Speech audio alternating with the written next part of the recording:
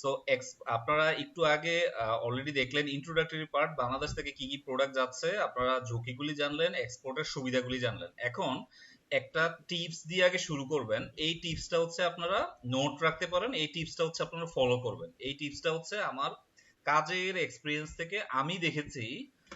আমি কাজ করতে গিয়ে এই টিপস গুলো অবলম্বন করলে আমি কোম্পানিকে দেখলাম যে একটা সাকসেস লেভেলে নিতে পারলাম। সো এক নাম্বার হচ্ছে এক্সপোর্ট ওরিয়েন্টেড প্রোডাক্ট আমাকে মাথায় আনতে হবে। এক্সপোর্ট ওরিয়েন্টেড, ধরেন অলরেডি একজন এটা নিয়ে সকালে কোয়েশ্চেন করেছিলেন যে আমি মার্কেটের ডিমান্ডটা দেখে তৈরি করতে পারি কিনা। আমি বলবো যে হ্যাঁ, তৈরি করা যাবে। ফার্স্টে তো আপনি আপনার একটা বাস্কেট তৈরি করবেন। আপনার বাস্কেট তৈরি করার পর এরপরে আপনি ফার্স্ট চেক আউট করবেন যে অ্যাকচুয়ালি কোন মার্কেটে কি প্রোডাক্টটা সেল হচ্ছে, ডিমান্ডটা কেমন, ঠিক আছে। এটা হচ্ছে নেটওয়ার্কিং, অনলাইন এবং কিছু আমি ডেটা শেয়ার করলাম। নেটওয়ার্কিং এর মাধ্যমে আমরা সবচেয়ে বেশি জানতে পারি। সো ফার্স্ট হচ্ছে এক্সপোর্ট ওরিয়েন্টেড প্রোডাক্ট, কিন্তু সেই প্রোডাক্টের অবশ্যই ওভারসিজে ডিমান্ড থাকতে হবে। আপনি এমন একটা প্রোডাক্ট নিলেন যেই প্রোডাক্টের কোনো ডিমান্ড নাই, তাহলে আপনি প্রোডাক্ট সেল করতে পারবেন না। আমি আবার বলি, এক্সপোর্ট ওরিয়েন্টেড প্রোডাক্ট বা সেটা ডিমান্ড, আপনার যেই কান্ট্রিতে যাবেন সেই কান্ট্রিতে ডিমান্ড। ধরেন আমি একটা ইলেকট্রনিক্স আইটেম সেল করতে চাবো। ওই ইলেকট্রনিক্স আইটেমটা আমি চায়নাতে সেল করতে চাই। খুব ইজিয়ার হবে না কঠিন হবে একটু বলেন তো? আমি যদি একটা ইলেকট্রনিক্স আইটেম চায়নাতে সেল করতে যাই, একটু বলেন তো কেউ। খুব প্লেন এন্ড সিম্পল। চায়না নিজেই হচ্ছে ওয়ার্ল্ডের ইলেকট্রনিক্স এর ধরতে গেলে ওরাই পুরো পৃথিবীকে ডমিনেট করে। সো আমি কিভাবে, সো এই জিনিসটাই আমি বুঝাতে চাচ্ছি, ঠিক আছে। ডিমান্ড থাকতে হবে, এটা তো নরমাল ক্রস চেকে আপনারা করতে পারবেন। সো দুই নাম্বার পয়েন্টটা আমি এখানে কম্পিটিটিভ প্রাইস বলছি, এটা নিয়ে আপনার ওয়ারিড হওয়ার কিছু নাই, কিন্তু আপনারা ফোকাস করবেন কাস্টমাইজ প্রোডাক্ট। কাস্টমাইজ কেন? এক্সপোর্ট মানেই হচ্ছে কাস্টমাইজ, মানে প্রোডাক্টটাকে কত ধরনের চেঞ্জ করা যায়। চেঞ্জ বলতে ধরেন আপনার একটা প্রোডাক্ট সিঙ্গাপুর মার্কেটের ডিমান্ডটা একরকম, সৌদি আরবের ডিমান্ডটা আরেক রকম হইতেই পারে। এই যে ডিমান্ড অনুযায়ী যে প্রোডাক্টটাকে চেঞ্জ করে দেওয়া, এটার একটা উদাহরণ দেখবেন বাংলাদেশের প্রাণ আরএফএল গ্রুপ। ওদের প্রোডাক্টের মধ্যে এত কাস্টমাইজেশন আছে, ওরা সবচেয়ে বেশি এক্সপোর্ট মার্কেট ডেভেলপ করতে পেরেছে এই কাস্টমাইজেশনের জন্য। সো এটা আপনার মাথায় রাখেন। আরেকটা ক্লিয়ার এক্সাম্পল, আমার ধরেন একটা মুড়ি, আমার আগের একটা কোম্পানিতে 250 গ্রামের মুড়ি আমার প্যাকেট করা আছে।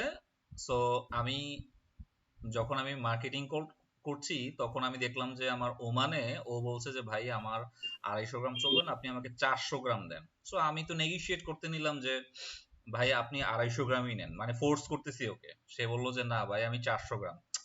তো এই করতে করতে আমার টাইম নষ্ট হচ্ছে। আমি ফ্যাক্টরিকে বললাম, আমার অ্যাকাউন্টস কে বললাম যে দেখেন আমার আরেকটা নতুন এসকিউ দরকার, মানে আমার কাস্টমাইজ প্রোডাক্টটা বড় করা দরকার। ওরা বললো যে না ভাই সম্ভব না, আমাদের বাজেট নাই, এই এই। আলটিমেটলি আমি ক্রস চেক করে পরে দেখলাম অন্যান্য কোম্পানি সবার ওমান মার্কেটের জন্য 400 গ্রামের একটা এসকিউ আছে। মানে এটা আমার বায়ারের দোষ না, এটা হচ্ছে মার্কেট ডিমান্ড।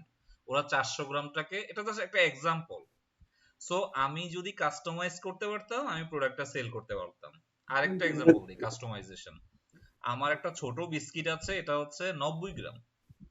90 গ্রামের ছোট, আপনি দেখবেন যে মার্কেটে এনার্জি বিস্কিট, নাটি বিস্কিট 90 গ্রাম। সো আমি যখন ইন্ডিয়াতে মার্কেট করতে গেলাম আসাম জোনে, ওরা আমাকে বললো যে ভাই আমাকে ছোট একটা বিস্কিট দেন, ছোট কত 30 গ্রাম। তো ফার্স্টে আমার প্রোডাক্ট ডেভেলপমেন্টের তারপরে অন্যান্য সবাই একটু হাসতেছিল যে আরে ভাই এটা কি কি বলে 30 গ্রামের বিস্কিট। আলটিমেটলি ওদের মার্কেট ডিমান্ডটাই হচ্ছে 30 গ্রাম। সো আমি কাস্টমাইজ করতে পারবো না, আমি প্রোডাক্ট ওই মার্কেটে ঢুকতে পারবো না। আশা করি আপনারা পয়েন্টটা ক্লিয়ার। এটা মার্কেট ডিমান্ড, ঠিক আছে।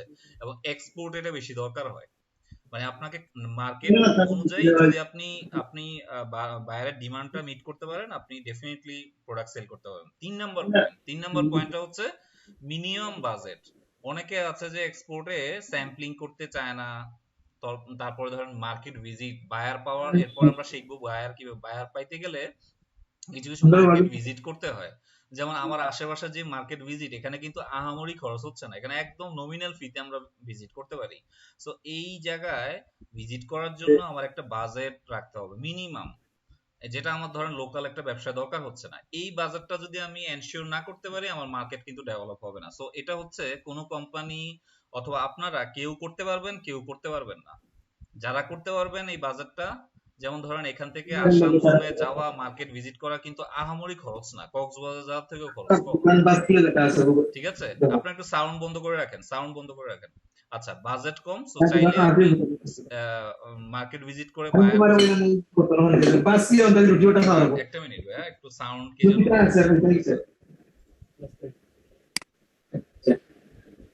যেন এই যে ভাই পদ্মমার্ট, আপনি সাউন্ডটা বন্ধ করে রাখেন।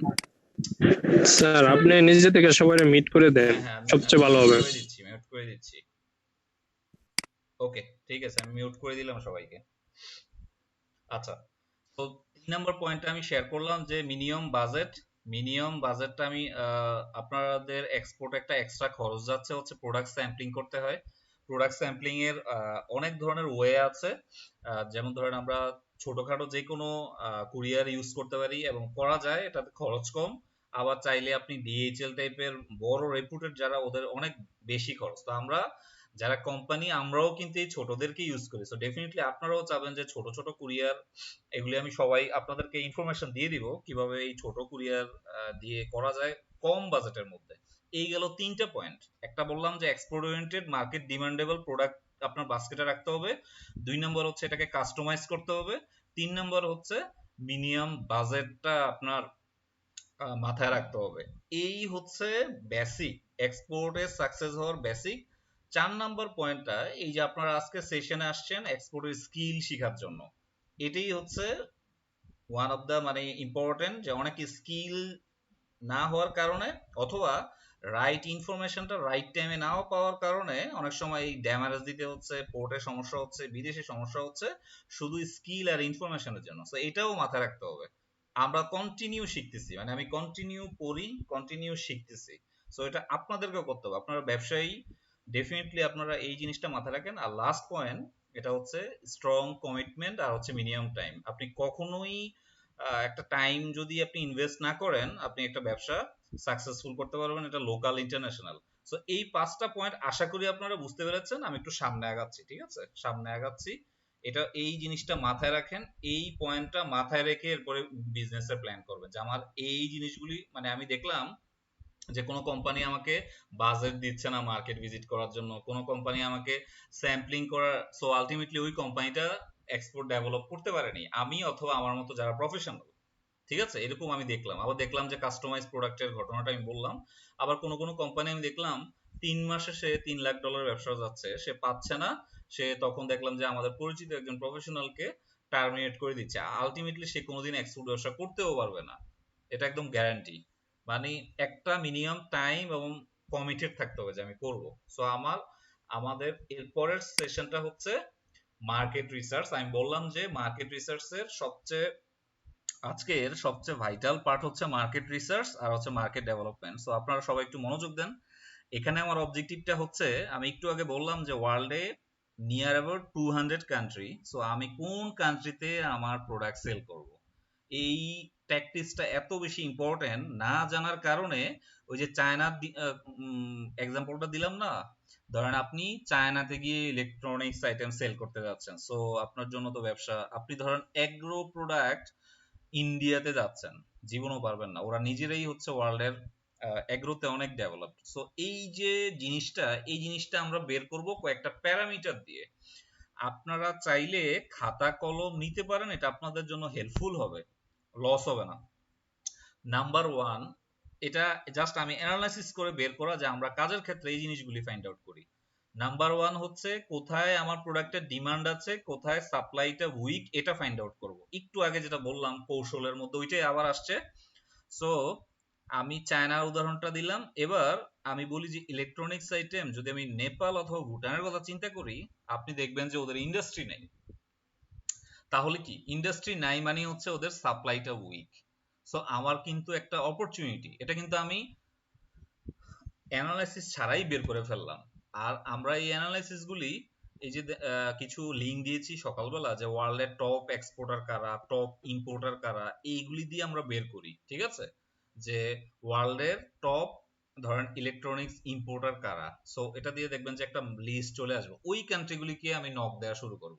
2 নম্বর পয়েন্ট আপনারা সবাই শুনেন, এখানে আমরা ডিসকাস করব এরপরে মিড ইনকাম কান্ট্রি। এখানে আপনাদের একটা বড় ধরনের সলিউশন চলে আসবে। দেখেন ওয়ার্ল্ডে অনেক ডেভেলপ কান্ট্রি আছে, যেমন ইউএসএ, ইউরোপ, অস্ট্রেলিয়া, অনেক ডেভেলপড ওরা।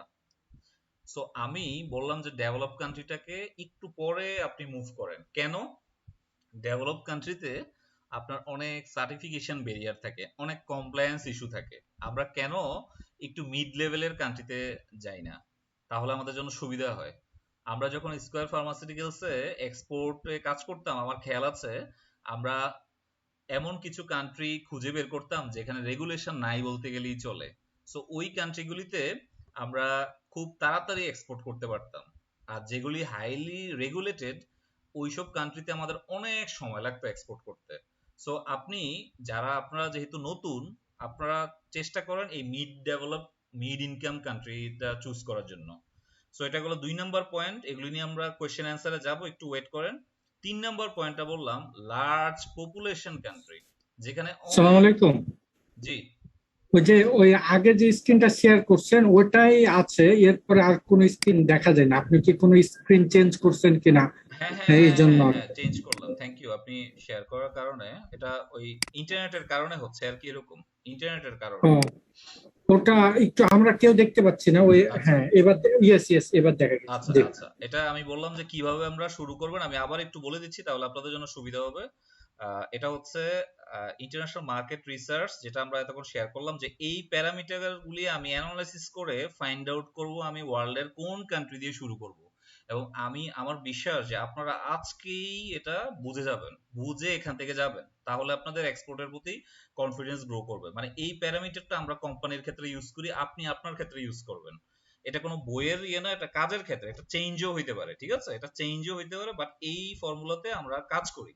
সো আমি 2টা পয়েন্ট বললাম, একটা হচ্ছে ডিমান্ড সাপ্লাই, আমি একটু আগে যেটা চায়নার উদাহরণ দিলাম, নেপাল ভুটানের উদাহরণ দিলাম, আমি দেখলাম যে নেপাল ভুটান ওদের ইন্ডাস্ট্রি নেই। সো আমি কি করি, যেই কোনো কোম্পানিতে আমি যখন অ্যাসাইনমেন্ট নেই, এজ এ আমি লাস্ট 3টা কোম্পানিতে হেড অফ এক্সপোর্ট হিসেবে কাজ করছি, আমি শুরুতেই আমার নেপাল ভুটানে নক দিই এবং একটা বায়ার পেয়ে যাই।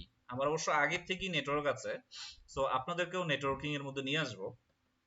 সো কি হয়, আমার একটা শিপমেন্ট শুরু হয়ে যায়। তো একটা কোম্পানি খুব স্যাটিসফাইড হয়ে যায় যে জয়েন করার সাথে সাথেই একটা শিপমেন্ট শুরু হয়ে গেল, মানে ওর ব্যবসাটা শুরু হয়ে গেল।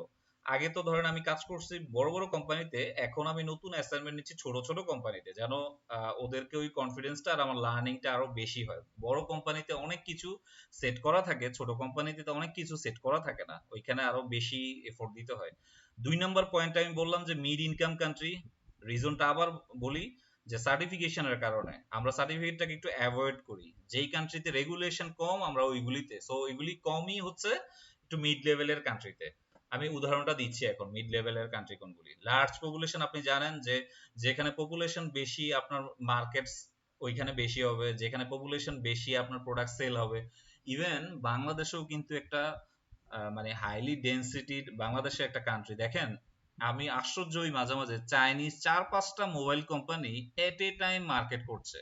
আপনারা দেখেছেন শাওমি, ভিভো, রিয়েলমি, এরকম আরো কতগুলি, অপো, এট এ টাইম। মানে আমি আশ্চর্য হই যে এদের সবার শোরুম এট এ টাইম দেখলাম যে আমার গলিতে গলিতে। তো কিভাবে হয়েছে? কারণ আমাদের মানুষ বেশি, ওদের প্রোডাক্ট সত্যি আমরা কিনছি, এই কারণেই হচ্ছে। 4 নম্বরটা খুব ভাইটাল, যারা শুরু করতে চান, জিওগ্রাফিক্যালি কাছের কান্ট্রিতে আপনার শুরু করবেন। আপনি আপনার যে ম্যাপটা দেখবেন, ম্যাপের আশেপাশের কান্ট্রিগুলিতে কেন, এই যে কস্ট অ্যানালাইসিসে এটা বুঝতে পারবেন। ধরেন আপনি একটা কন্টেইনার ইউএসএ তে পাঠাবেন, ইউরোতে পাঠাবেন, যেই খরচ হবে, আপনার কন্টেইনার সিঙ্গাপুর, মালয়েশিয়া, তারপরে আপনার ট্রাক দিয়ে যদি নেপাল, ভুটান অথবা ইন্ডিয়া যায়, এটা ডিফারেন্স আছে কিন্তু। অথবা আপনি একটা বায়ার খুঁজতে গেলেন, আপনার ইউরোপের একটা কান্ট্রিতে যাওয়া যত কষ্ট, Nepal, Bhutan, India, Singapore, Malaysia যাওয়া কিন্তু এত কষ্ট না। এই জিনিসটা একটু বোঝার চেষ্টা করেন। মানে জিওগ্রাফিক্যালি কাছের কান্ট্রিটা অনেক শুরু করার জন্য হচ্ছে বেস্ট।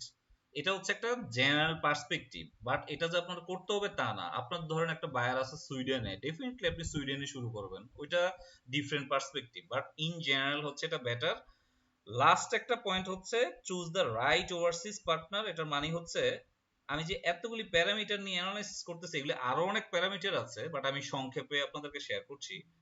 রাইট ওভারসিজ পার্টনার মানে হচ্ছে আপনার যদি বায়ারটাই ভালো হয়ে যায় তাহলে আপনার প্যারামিটারও লাগবে না, আপনি ডিরেক্ট ওই কান্ট্রিতে শুরু করতে পারবেন।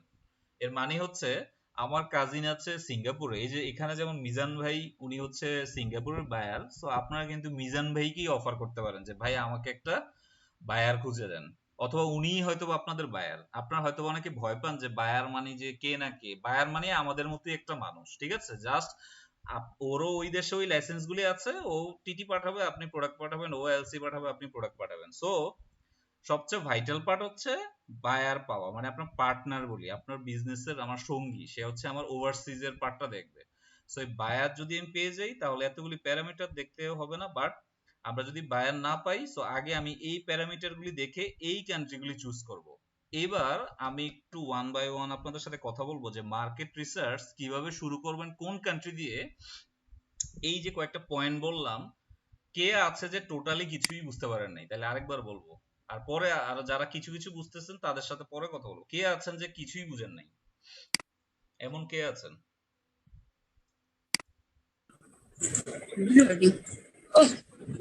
স্যার 4 নাম্বারটা একটু বুঝিয়ে দিবেন স্যার, গ্রাফিক্যালি নেবার কান্ট্রি যেটা স্যার ওটা জি একটু বুঝিয়ে জি দিন। জি, এটা এটা ওটা বুঝাচ্ছি। আর আর এমন, buying habit sir, buying habit. আচ্ছা, বাইং হ্যাবিটস জি এই বাইং এই হ্যাবিটটা আমি বিষয়টা। শেয়ার করছি। আর বাট এমন কি আপনারা কি মোটামুটি বুঝতে পেরেছেন যে কিভাবে আমরা অ্যানালাইসিস করি? জি জি জি। ওকে ওকে, থ্যাংক ইউ থ্যাংক ইউ। একটা এক্সকিউজ জিনিস মি, তো, জি হ্যালো। বলেন বলেন।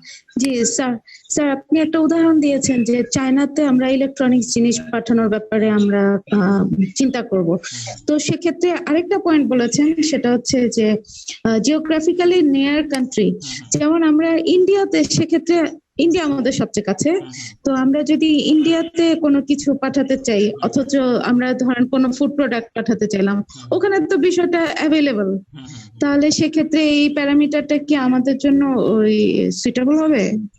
আমি আমি আপনার কোশ্চেনটা বুঝি নাই। Thank you. মানে ইন্ডিয়াতে আপনি ফুড প্রোডাক্ট পাঠাবেন, কিন্তু ইন্ডিয়াতে তো প্রোডাক্ট হ্যাঁ, ইন্ডিয়াতে তো সব প্রোডাক্ট অ্যাভেলেবেল না, তো কোন কান্ট্রি সব অ্যাভেলেবল। প্রোডাক্ট অ্যাভেলেবেল না, ওই ওই প্রোডাক্টটা পাঠাবেন। যেমন আমরা তো অনেক ভলিউমে না, ইন্ডিয়াতে যেমন প্রোডাক্ট আমি পাঠাচ্ছি। আমি পাইনাপেল জুস নিয়ে কাজ করছি, জুস বা ড্রিঙ্কস নিয়ে। জি, তো ইন্ডিয়াতে তো এগুলি বেশ অ্যাভেলেবল, নো কিন্তু নো ওরা নো, আমাদের ইন্ডিয়াতে নিয়ার আপনি কান্ট্রি। না, সেভেন সিস্টার এখানে সম্পর্কে নাম শুনেছেন? সেভেন সিস্টার, এই যে আসাম, ত্রিপুরা, জি জি জি জি জি এখানে তো জি। এইসব প্রোডাক্টের বিশাল ডিমান্ড। ইভেন আপনাকে আমি দেখাবো ওইসব জোনের, আমি ডকুমেন্টও দেখাবো। ওইসব জোনে তো জি। বাংলাদেশি এমন কোনো কোম্পানি নাই যাদের প্রোডাক্ট যায় না। মানে ওরা হচ্ছে সম্পূর্ণ আমাদের উপর ডিপেন্ডেন্ট। ওদের সাথে সেন্ট্রাল ইন্ডিয়ার অনেক ডিফারেন্স, মানে ফাইন্যান্সিয়ালি, পলিটিক্যালি সব। এবং আমাদের কিন্তু একটা বড় মার্কেট সেভেন সিস্টার। ওকে, আমি এবার আচ্ছা, থ্যাংক জি ইউ। জি, আমি এবার একটু, আমি কিন্তু সলিউশন দিব, যেই প্যারামিটার গুলো আমি বলেছি এটার সলিউশন দিচ্ছি আমি, তাহলে আপনারা ক্লিয়ার হয়ে যাবে। আমি চাচ্ছি যে আপনাদের থেকে আগে একটু বের করে নিয়ে আসার জন্য যে টোটালি বুঝতে পারছেন কিনা। সো এখানে একজন বলছেন যে জিওগ্রাফিক্যালি নিয়ার কান্ট্রি মানে হচ্ছে আমার বর্ডারিং কান্ট্রি অথবা আমার দেশ থেকে কাছের কান্ট্রিগুলি, ঠিক আছে। যিনি জিজ্ঞেস করেছেন জিওগ্রাফিক্যালি নিয়ার কান্ট্রি মানে আমার কাছের কান্ট্রিগুলি। আমি আফ্রিকাতে না যে ওই সেনজেন ইউরোপে যাইতে গেলে আমার ভিসা পাইতেই আমার সমস্যা হবে, কিন্তু ইন্ডিয়া, নেপাল, ভুটান, এই আশেপাশের যেই কান্ট্রিগুলি, এখানে আমার ভিসা, যাওয়া খরচ সব মিলিয়ে এখানে হচ্ছে কাছে। শুরুটা আমরা এখানে করি, আমরা মার্কেট টেস্টিং করি, আমরা এক্সপোর্টটা বুঝে ফেলি, এরপরে আমরা স্টেপ বাই স্টেপ আগাই। আর এখানে বাইং হ্যাবিটের কথা একটু আগে আমি একটা পয়েন্ট উদাহরণ দিলাম যে আমার 90 গ্রামের বিস্কিট হচ্ছে সবচেয়ে লোয়ার এসকিউ। আপনারা দেখবেন যে এনার্জি প্লাস, নাটি বিস্কিট, এই টাইপের বিস্কিট গুলি, কিন্তু আমি যখন আসাম, ত্রিপুরা এখানে ভিজিট করতেছি, ওরা বললো যে ভাই আমাকে 30 গ্রামের বিস্কিট দেয়, মানে একদম পিচ্চি টাইপের একটা বিস্কিট। সো আমি পরে দেখলাম যে ওদের বাইং ক্যাপাসিটি হচ্ছে মানে ওরা এই কম জিনিসটা চাচ্ছে। আপনারা হয়তোবা গল্পও শুনেছেন যে ওরা ইলিশ মাছ পিচ করে খায়, শুনেছেন না অনেকে গল্প? অথবা মুরগির মাংস কেটে কেটে, এটা জাস্ট নট যে আমি ওদেরকে আন্ডার এস্টিমেট করতেছি, এটা হচ্ছে মানুষের বাইং ক্যাপাসিটি, আমাদের যে টোটাল হ্যাবিট, খাওয়ার হ্যাবিট অথবা খরচের ব্যাপারটা সবকিছু মিলে, ঠিক আছে এই জিনিসটা। সো আমি এবার একটু সলিউশনে যাই। সলিউশন আমি যে কয়েকটা পয়েন্ট বললাম, পয়েন্টগুলি আবার বলি। এমন একটা কান্ট্রি যেখানে আমার প্রোডাক্টটা ডিমান্ডটা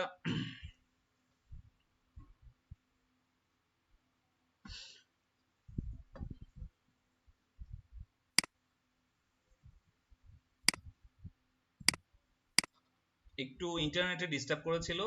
আপনারা তো শুনতে পাচ্ছেন এখন, তাই না? শুনতে পাচ্ছেন?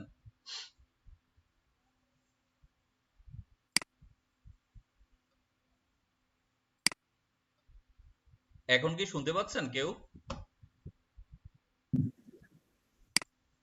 আচ্ছা, এখন কি শুনতে পাচ্ছেন আপনারা? একটু জি স্যার, স্ট্রেট ফরওয়ার্ড ক্লিয়ার। না না, একটু ওই যে ইন্টারনেটে ডিস্টার্ব করছিল। সো আমি এবার একটু সলিউশনে চলে যাই। পয়েন্টগুলি আপনারা আবার দেখবেন, আবার পড়বেন, এবং শুরুটা হবে এই পয়েন্ট দিয়ে। এতক্ষণ যা দেখছেন এগুলি হচ্ছে সব আপনাদেরকে কিছু টিপস দিলাম। আপনাদের এক্সপোর্টের মেইন লার্নিং, মেইন কাজ শুরু হবে এখান থেকে। আজকে থেকে আপনারা এগুলি করবেন। এই পয়েন্টগুলি, এগুলি তো সব আপনারা পাবেন, এগুলি আমার গ্রুপে আছে, ফেসবুকে আমার সাথে কানেক্ট হবেন, দেখবেন যে কন্টিনিউ আমি দিই, এখান থেকে স্টাডি করবেন। একটা প্রোডাক্ট সিলেক্ট করবেন, এরপর এবার আমি সলিউশনে যাই। দেখেন সলিউশনটা গেলে আপনারা একটু বুঝবেন। দাঁড়ান, এই যে দেখেন, আপনারা কি ম্যাপটা দেখতে পাচ্ছেন? বাংলাদেশের ম্যাপটা দেখতে পাচ্ছেন? জি জি দেখা যাচ্ছে। এই যে দেখেন, আমি নেপাল, ভুটানের কথা বলছি, নেপালের কথা বলছি, ইন্ডিয়ার কথা বলছি, মিয়ানমারের কথা বলছি। এই যে ইন্ডিয়ার আরেকটা বেল্ট এখানে শিলিগুড়ি, এই যে এই বেলটা ইন্ডিয়ার, এটা হচ্ছে এই যে বেলটা দেখতেছেন না আমার স্ক্রলটা, এটা হচ্ছে সেভেন সিস্টার, মানে 7টা অঙ্গরাজ্য।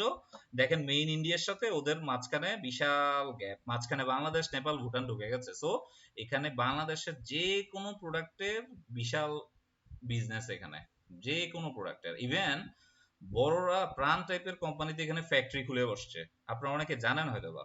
সো একটা টার্গেট মার্কেট হচ্ছে এই বর্ডারিং কান্ট্রি।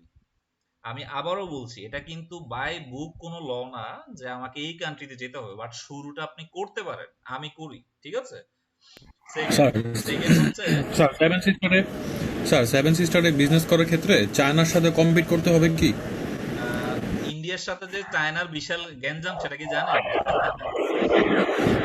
স্যার জানি স্যার, কিন্তু ওইখানে তো Chinese product band, Chinese product ওইখানে ব্যান্ড। তাহলে স্যার এই চায়নার সাথে সীমান্ত থাকা সত্ত্বেও মানে চাইনিজ প্রোডাক্ট আসে না? মানে এই যে চাইনিজের এই যে আসাম, দেখেন চায়নার সাথে ওদের কোনো কিছু নেই। চায়না তো এই যে উপরে, এই অরুণাচল প্রদেশ এখানে, আর এখানে ইন্ডিয়ার মানে যুদ্ধের মতো অবস্থা। আপনার প্রায় দেখেন যে এইসব জায়গায় ইন্ডিয়ার সাথে ইয়ে হয়। আর এই স্টেটগুলি হচ্ছে প্রত্যেকটা স্টেট যেমন ল্যাঙ্গুয়েজ আলাদা, ওদের রিলিজিয়ন আলাদা, ওরা অনেকটা উপজাতি টাইপের, ঠিক আছে। তো ওদের সাথে সেন্ট্রাল ইন্ডিয়ারও অনেক ঝামেলা, ওরা অনেকে চাচ্ছে ইন্ডিপেন্ডেন্ট হয়ে যেতে। একটা এক্সাম্পল দিই, কয়েকদিন আগে মিজোরাম, এই যে এখানে দেখতেছেন মিজোরাম, নিচের দিকে চিটং এর কাছে, মিজোরামের মুখ্যমন্ত্রী বাংলাদেশের আমাদের মাননীয় প্রধানমন্ত্রীকে রিকোয়েস্ট করেছে যে আমরা খাওয়ার অভাবে আমাদের মানুষ মারা যাচ্ছে, তোমরা আমাদেরকে চাল ডাল নিত্য প্রয়োজনীয় সব দাও। ওটার আবার ফেসবুকে দেখবেন যে ওর নিউজটাও আছে এই ইমিডিয়েটলি। সো তাহলে আমরা কি করি, আমরা এত এই এই জোনটা দেখেন, এই যে আমি আবার একটু আগে, এই জোনটা কিন্তু বাংলাদেশ থেকেও বড়, দেখতে পাচ্ছেন না? জি স্যার। বাংলাদেশ থেকেও বড়। সো এখানে দেখেন কোন কোন স্টেট আছে, আসাম আছে, এই যে দেখেন মিজোরাম আছে, এই যে আগরতলা, ত্রিপুরা, এটা একদম কুমিল্লার পাশে, ব্রাহ্মণবাড়িয়ার পাশে, মেঘালয়, নাগাল্যান্ড, মণিপুর, এই হচ্ছে টোটাল 7টা স্টেট, ঠিক আছে। এই হচ্ছে 7টা স্টেট। সো এটা হচ্ছে একটা অপরচুনিটি, জাস্ট নোট রাখেন। গাল কেন বললাম, এখানে হচ্ছে বাংলাদেশিদের বিশাল আধিক্য এখানে, অনেক বাংলাদেশি এখানে আছে। Saudi Arab, UAE, Oman, Qatar, Bahrain, Kuwait, note রাখেন। এখানে আপনারা যে কোনো প্রোডাক্ট বায়ার পেতে আপনাদের সবচেয়ে সুবিধা হবে এইসব জোনে। বাঙালি স্যার আগের স্লাইডটা আরেকটু দেখাইতেন, একটু নোট নিতাম sir. Thank you sir.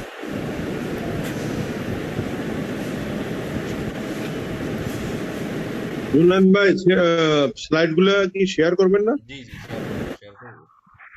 Okay, thank you. আপনাদের একজন যদি যদি একটু মানে আমি একজনকে দিয়ে দিই, আপনারা একটু কোঅর্ডিনেট করে নিয়ে গেলে হয়, মানে সবার ইমেল আমার কাছে নাই তো। আর এগুলি একজন, এটা আমি সেশনের না শেষে স্যার, বলে ইমেইলে দিচ্ছি। না দিয়ে স্যার হোয়াটসঅ্যাপ গ্রুপে, আমরা একটা হোয়াটসঅ্যাপ গ্রুপ খুলবো, ওই গ্রুপে দিয়ে দিবেন। আচ্ছা, যে এই কোনো গ্রুপে দিয়ে একজন, দিলে কি হবে? যে কোনো একজনকে দেই তাহলে, কারণ আমরা তো ধরেন রানিং না স্যার, জব। স্যার না স্যার, একজনকে না দিয়ে আমাদের হোয়াটসঅ্যাপ গ্রুপ একটা খুলবো আমরা, ওই গ্রুপে দিয়ে দিবেন। গ্রুপে আচ্ছা দিলে আচ্ছা কি হয়, আচ্ছা, আমি আমি আপনার সাথেও আমি কানেক্ট আপনাকে থাকলাম বলে আমরা, আমি যে আমি কোনো বলি প্রবলেম। বলি বলি আমি কমিউনিকেশনটা শুরুতে আপনারা ফেসবুক গ্রুপে করেন কেন? আমি তো ধরেন কন্টিনিউ একটা বিজনেসের সাথে জড়িত, ঠিক আছে, যেখান থেকে আমি পেমেন্ট পাই, যেখান থেকে আমার জীবিকা। তো আমি তো সারাদিন সবাইকে কথা বলতে পারবো না, এবং আপনারা ওই গ্রুপে আমার সাথে কমিউনিকেট করবেন। আমি কি করব, দিনে একবার হলে ওই গ্রুপে আসবো, ঠিক আছে, একবার হলেও আসবো, এবং আপনাদের সবগুলি ইনফরমেশন ডেলিভার করার চেষ্টা করব। আচ্ছা, এটা হচ্ছে আমার টাইমটা সেভ হবে। আপনারা যদি সবাই ধরেন জি ইন্ডিভিজুয়ালি আমাকে নক দেন, তখন কিন্তু আবার আমি আমার প্রেজেন্ট কাজটা করতে পারবো না, তখন আমি ধরেন আমার প্রেজেন্ট যে জব ওটা করতে পারবো না। সো এটা আপনারা মাথায় রাখেন। এরপরে এটা হচ্ছে এই যে গালফ, এই যে গালফ, গালফ হচ্ছে সৌদি আরব, কুয়েত, বাহরাইন, এখানে হচ্ছে বাঙালিদের সবচেয়ে বেশি আধিক্য। বাঙালিরা এখানে গত 40-50 বছর ধরে কাজ করতে করতে ওরাই ওখানে বড় ব্যবসায়ী।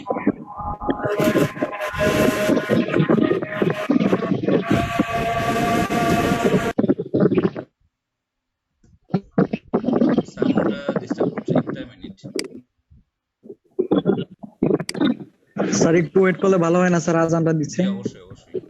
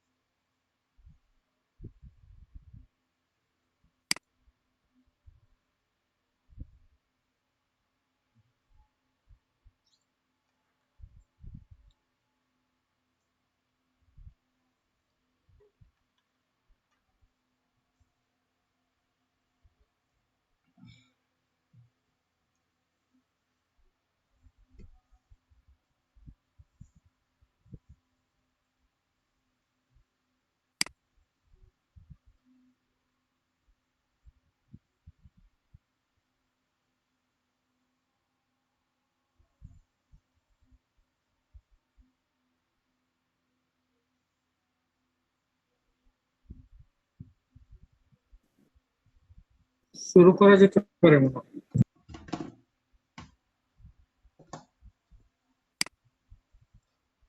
আচ্ছা, আমরা আমরা তাহলে দুইটা অপরচুনিটি দেখলাম। একটা, এটা হচ্ছে আমার অবজারভেশন, একটা হচ্ছে বর্ডারিং কান্ট্রি, সেকেন্ড হচ্ছে গালফ, কারণ অনেক বেশি মানুষ। আমি যেটা বললাম যে এখান থেকে আমরা খুব ইজিলি বায়ার পেতে পারি। 3 নম্বর হচ্ছে আসিয়ান মেম্বার কান্ট্রি, যেমন এখানে সিঙ্গাপুরে আছেন, অনেকে এখানে দেখলাম আছেন, ইন্দোনেশিয়া, ক্যাম্বোডিয়া, থাইল্যান্ড, মিয়ানমার। এখন আপনাদের একটা কোয়েশ্চেন থাকতো মালয়েশিয়া, যে কোথায় আপনারা প্রায়োরিটি বেশি, মালয়েশিয়া বেটার, মিয়ানমার তো অবশ্যই বেটার। মিয়ানমার সম্পর্কে অনেকের, মিয়ানমার আমাদের বর্ডারিং কান্ট্রি, মিয়ানমার সম্পর্কে অনেকের একটা নেগেটিভ ধারণা আছে যে রোহিঙ্গা ইস্যু, বিভিন্ন ইস্যু, কিন্তু ব্যবসায়িক ক্ষেত্রে এটা ঠিক উল্টো। ব্যবসাতে কিন্তু অনেক ভলিউমে যায়, সিঙ্গাপুরে যাচ্ছে। আর এই যে বাকি যে কান্ট্রিগুলি, এগুলি হচ্ছে আমাদের ফিউচার, মানে আমাদের পরবর্তী ডেস্টিনেশন হবে এগুলি। যেহেতু বাংলাদেশ থেকে খুব বেশি দূরে না, ঠিক আছে, আসিয়ান জোনটা আমাদের পরবর্তী, ওরা নিজেরাও স্বয়ংসম্পূর্ণ, বাট এই মার্কেটগুলি আমরা করতে পারি। সো আমি এখন একটু কনক্লুশনে আসি। কনক্লুশনে আমার সাজেশন হচ্ছে যে অ্যাট্রাকটিভ মার্কেট কি বেসিসে? হাইয়েস্ট পপুলেশন সাইজ, লার্জার মানে মিড ইনকাম, যাদের ইনকামটা লেভেলটা হায়ার আর যাদের জিডিপিটা বেশি, এই অনুযায়ী মার্কেট দেখলাম KSA, UAE, Oman, Qatar, Bahrain, Kuwait, Malaysia, Singapore, Maldives, Japan, Nepal, Bhutan, ইন্ডিয়ার সেভেন সিস্টার। ঠিক আছে, খেয়াল রাখবেন সেভেন সিস্টারে আমাদের প্রোডাক্ট বেশি। UK, USA, Canada, Italy, Australia, আফ্রিকার ইউটা আমি পরে রাখলাম। শুরুটা এই কান্ট্রিগুলি দিয়ে করতে পারেন। এটা হচ্ছে ওয়ার্ল্ডের 200-র মতো যে কান্ট্রিতে আপনি কষ্ট না করে আপনি এই কান্ট্রিতে শুরু করেন। আশা করি আপনারা ক্লিয়ার। এবার আপনারা আপনাদের কোনো অবজারভেশন থাকলে আমাকে বলতে পারেন। মানে আমি আপনাদের কাজটাকে ইজি করে দিলাম। আমরা এই কান্ট্রিগুলিতে ফার্স্টে ক্রস চেক করি, তারপরে আমরা পরের স্টেজে যাই। এবার একটু বলতে পারেন আপনারা, এবার একটু বলেন যে এই মার্কেট রিসার্চে না বোঝার কি আছে সেটা একটু বলেন। না ঠিক আছে, জি, একটু সামনে যাচ্ছি, তাহলে আরো কিছু ইনফরমেশন দিচ্ছি। সেটা হচ্ছে একটা জিনিস খেয়াল রাখবেন যে কোন কান্ট্রিতে বাংলাদেশির আধিক্য বেশি, তারপরে আপনার নোট রাখতে পারেন। এরপরে বাঙালিরা কোথায় বেশি। যদি বলেন যে বাঙালি মানি কি বায়ার, বাঙালি মানি হচ্ছে আপনার বায়ার পেতে সুবিধা হবে, বায়ার পেতে সুবিধা হবে, ওই দেশের ট্রেডারদেরকে খুঁজতে সুবিধা হবে। সো এই কান্ট্রিতে আমরা লিস্টে দেখলাম এই কান্ট্রিগুলিতে বাংলাদেশের সবচেয়ে বেশি লোক থাকে। Saudi Arab, UAE, UK, Malaysia, USA, Kuwait, Qatar, এই কান্ট্রিগুলিতে সবচেয়ে বেশি বাঙালি থাকে। ঠিক আছে, সো এটাও নোট রাখবেন আপনারা। তো এবার আমি প্রোডাক্ট ওয়াইজ কয়েকটা প্রোডাক্টের এক্সাম্পল দিই। আমি সকালে বললাম যে গার্মেন্টসে এই 10টা কান্ট্রিতে হচ্ছে ওভার 71% প্রোডাক্ট যাচ্ছে। সো কেউ যদি টি শার্ট, কেউ যদি গার্মেন্টস এর কোনো অ্যাক্সেসরিজ প্রোডাক্ট নিয়ে কাজ করতে চান, আপনারা আগে জেনে নেন যে গার্মেন্টস এর প্রোডাক্ট এটা হচ্ছে নতুন একটা পার্সপেক্টিভ। প্রথমে তো আমি বললাম ইন জেনারেল সব প্রোডাক্টের ক্ষেত্রে যারা শুরু করতে চান, এবার আপনাদের জানা দরকার যে বাংলাদেশ থেকে প্রোডাক্ট ওয়াইজ কোন কোন আইটেম কোন কোন দেশে বেশি যাচ্ছে। তাহলে কি হবে, আপনি আরেকটা কান্ট্রি লিস্ট করতে পারেন। ঠিক আছে, সো গার্মেন্টস এর জন্য এই কান্ট্রিগুলো হচ্ছে সবচেয়ে বেস্ট। এই 71% প্রোডাক্ট যাচ্ছে এইসব কান্ট্রিতে। ঠিক আছে, আচ্ছা, এরপরে লেদার, যারা লেদার প্রোডাক্ট নিয়ে কাজ করতে যাচ্ছেন, এখানে একটা লেটেস্ট ডেটা আমি কালেক্ট করেছি। USA, Japan, India, Hong Kong, Belgium, এটা হচ্ছে টপ 10 কান্ট্রি। বাংলাদেশ থেকে যে লেদার আইটেমগুলি যাচ্ছে এই কান্ট্রিগুলিতে যাচ্ছে। সো আপনি যদি লেদার আইটেম নিয়ে প্ল্যান করেন, আপনি কিন্তু এই লিস্টটা ফলো করতে পারেন। কেন, এখানে অলরেডি বড় ভলিউমে যাচ্ছে, মানে এখানে বাংলাদেশি প্রোডাক্টের একটা অলরেডি ব্র্যান্ড ভ্যালু তৈরি হয়ে আছে। সো এই লিস্টগুলি তো ডেফিনেটলি আমার থেকে পাবেন, এগুলি আপনারা স্টাডি করবেন প্রোডাক্ট ওয়াইজ। এবার আমি চলে আসতেছি লেদার ফুটওয়্যার। এই যে দেখেন United states, Germany, Poland, Netherland, Canada. But আপনারা গুলিয়ে ফেলবেন না, প্রথম লিস্টটা হচ্ছে ইন জেনারেল শুরু করার জন্য, আর এটা হচ্ছে বাই প্রোডাক্ট অনুযায়ী। সো ফ্রুটস এন্ড ভেজিটেবলের ক্ষেত্রে এখানে আমার একটা লিস্ট আছে। Saudi Arab, Qatar, UK, Malaysia, UAE, Kuwait, Singapore, Bahrain, Italy, এই কান্ট্রিগুলিতে সবচেয়ে বেশি ফ্রুটস ভেজিটেবল যাচ্ছে। সো এটাও আপনার জন্য, যারা ফ্রুটস ভেজিটেবল নিয়ে কাজ করতে চান তাদের জন্য এটা একটা অপরচুনিটি। মানে এটা যেহেতু যাচ্ছে আপনারা এটা ফলো করতে পারেন। আচ্ছা, এখন আমি জাস্ট 4-5টা ইন্ডাস্ট্রির কথা বললাম, বাট প্রোডাক্ট ওয়াইজ আমরা আরো বেশি রিসার্চ করতে পারবো। আর আপনারা যদি জানতে চান যে এই ইনফরমেশনগুলি কোথা থেকে আপনারা পান, নাম্বার 1 সোর্স হচ্ছে এক্সপোর্ট প্রমোশন ব্যুরো। নাম্বার 2 হচ্ছে যেই প্রোডাক্ট, ওই প্রোডাক্টের অ্যাসোসিয়েশনে মারবেন, ওই অ্যাসোসিয়েশনে একটু যাবেন, ওই অ্যাসোসিয়েশনে গেলে আপনারা টোটাল ইনফরমেশনটা পাবেন। বাট আপনি অ্যাসোসিয়েশনে যাবেন না, ইনফরমেশন তো তাহলে আপনি অ্যাকুরেটলি পাবেন। অ্যাসোসিয়েশন থেকে, প্রত্যেকটা অ্যাসোসিয়েশন থেকে ম্যাগাজিন, বুকলেট বের করে যেখানে এই কান্ট্রির সব ইনফরমেশন থাকবে। স্যার আমার একটা প্রশ্ন ছিল স্যার। জি জি জি জি স্যার আমার প্রশ্নটা হচ্ছে স্যার, এই যে বাংলাদেশে যে আপনার এই শাকসবজি জাতীয় অথবা ফলমূল জাতীয় যে জিনিসগুলো আছে স্যার, এগুলো আমরা কিভাবে স্যার পর্যবেক্ষণ করতে পারি? ঠিক আছে, ওই সম্বন্ধে তো স্যার আমাদের কোনো আইডিয়া নাই স্যার। ওরকম যদি আইডিয়া থাকতো স্যার তাহলে আমাদের জন্য আরো খুব স্যার সহজ হতো কাজটা, আর আমরা খুব ইচ্ছা পোষণ করতাম এটা নিয়ে, আপনি কি একটা চিন্তা ভাবনা। এক্সপোর্টের কথা বলতেছেন নাকি প্রোডাক্ট কিভাবে ডেভেলপ করা যায়? প্রোডাক্ট এক্সপোর্টের কিন্তু স্যার এক্সপোর্টে এই যে স্যার এই যে শাকসবজি এগুলা কিভাবে স্যার বাইরে পাঠানো যায়, কিন্তু স্যার এটা নিয়ে স্যার আমার একটা এক্সপোর্ট ইয়ে নিয়ে তো আছে। আমিই বলছি, এক্সপোর্ট নিয়ে তো আমিই বলছি। আর প্রোডাক্ট নিয়ে যদি জানতে চান যে হ্যাঁ এটাকে কিভাবে সার দিয়ে কি ধরনের, এটা হচ্ছে দুইটা জায়গা থেকে এই সোর্সটা পাবেন। এটা হচ্ছে একটা হচ্ছে ফ্রুটস এন্ড ভেজিটেবল যে অ্যাসোসিয়েশন আছে ওদের থেকে পাবেন, আর একটা পাবেন যে কৃষি মন্ত্রণালয়ের কৃষি অধিদপ্তরগুলিতে অনেক হেল্প করে ওরা। তো আমি দেখি কন্টিনিউ ওরা ট্রেন আপ করতেছে এলাকা বেসিস। আপনি কোন এলাকার? স্যার আমি তো হচ্ছে বরিশাল ভোলা আচ্ছা, স্যার। এখানে আপনি চেক আউট করেন যে কোথায় এই ট্রেনিং গুলি হয়, মানে ওরা প্রোডাক্টটাকে কিভাবে এক্সপোর্ট ওরিয়েন্টেড করা যায় ওরা অনেক ট্রেনিং দেয়। আমি দেখলাম তো, আমি আসসালামু আলাইকুম জি স্যার এটা নিয়ে কি কোনো আমি স্যার একটা এটা কথা নিয়ে কি বলতে চাই সরকারি ভাবে কোনো ট্রেনিং এর ইয়ে আছে, সবজি বিষয়ে। সিস্টেম আছে? অনেক ট্রেনিং হয়। আমার বিষয়টা হচ্ছে জাস্ট এক্সপোর্ট, যে আপনি প্রোডাক্টটা কিভাবে এক্সপোর্ট করতে পারবেন। আর প্রোডাক্টের ডেভেলপমেন্টের কিন্তু আরো কিছু কাজ আছে, যেমন ধরেন একটা প্রোডাক্টকে কিভাবে ধরেন এই যে ভেজাল আইটেমটা যেন না দেয়, সারটা যেন বেশি না যায়, এটাতে কৃষি অধিদপ্তর এবং অ্যাসোসিয়েশন জয়েন্টলি কাজ করে। আমি দেখলাম ওই জয়েন্টলি যেন এই প্রোডাক্টটা যেন কোনো কান্ট্রিতে গিয়ে প্রবলেম ক্রিয়েট না করে, ওদের থেকে গাইডলাইন, ওদের বইও আছে, ওদের ট্রেনিংও দেয় ওরা।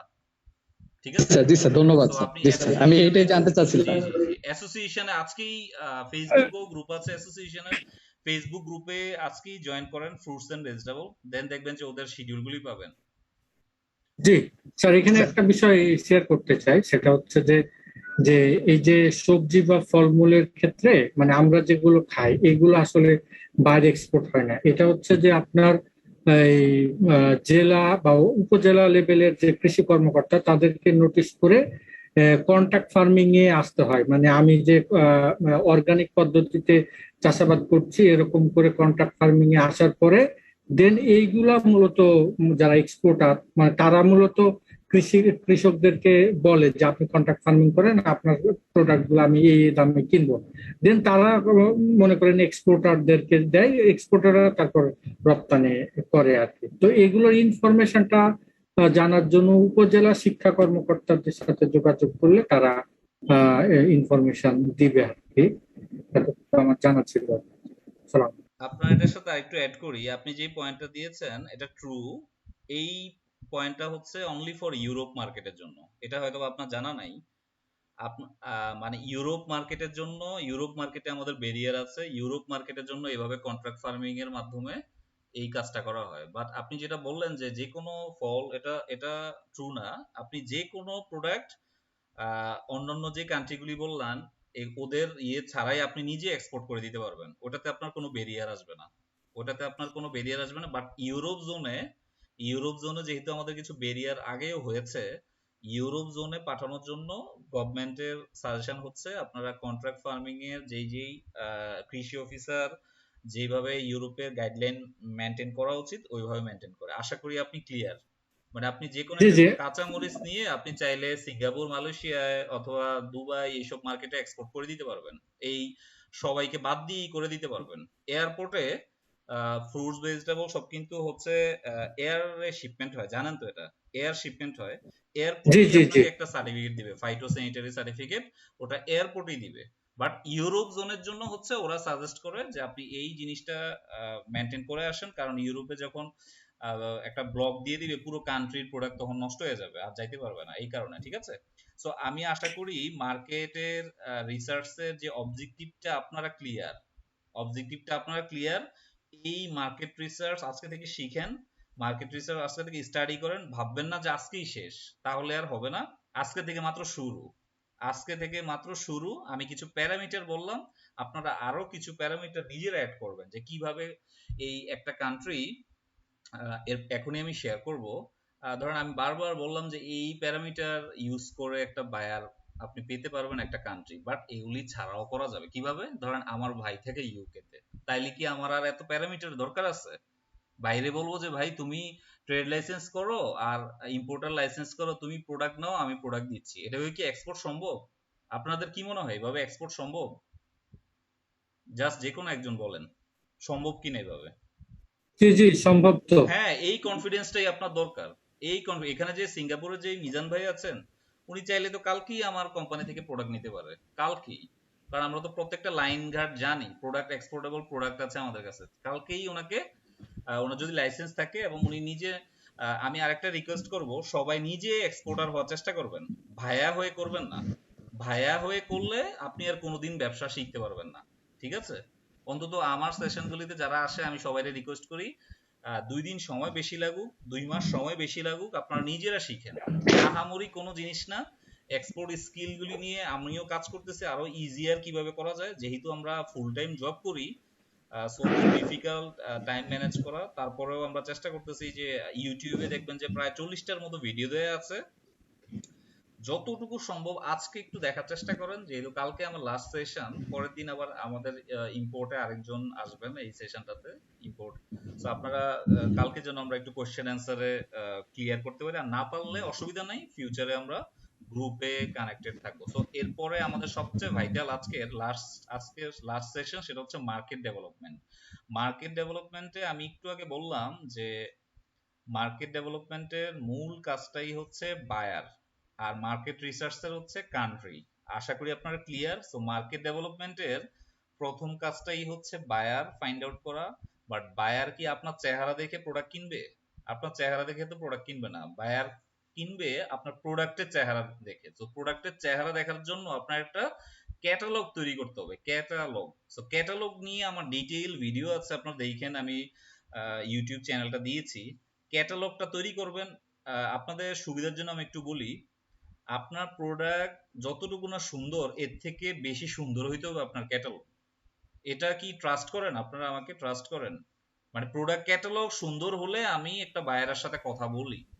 প্রোডাক্ট ক্যাটালগ যদি সুন্দর না হয়, শুরুতেই আপনি বাদ পড়ে যাবেন, আর এটা কেমন দেখা যায়। কিন্তু দেখা যাচ্ছে আপনি একটা বেস্ট প্রোডাক্ট, মানে আপনার ক্যাটালগটা খুব সুন্দর হইতে হবে। সো ক্যাটালগটা কত খরচ কমে কত সুন্দরভাবে করা যায়, আর কি কি ইনফরমেশন, সেই ইনফরমেশনটা একটু নোট রাখেন আপনারা যাদের খাতা কলম আছে, তাহলে বুঝবে যে এই লোকটা প্রফেশনাল।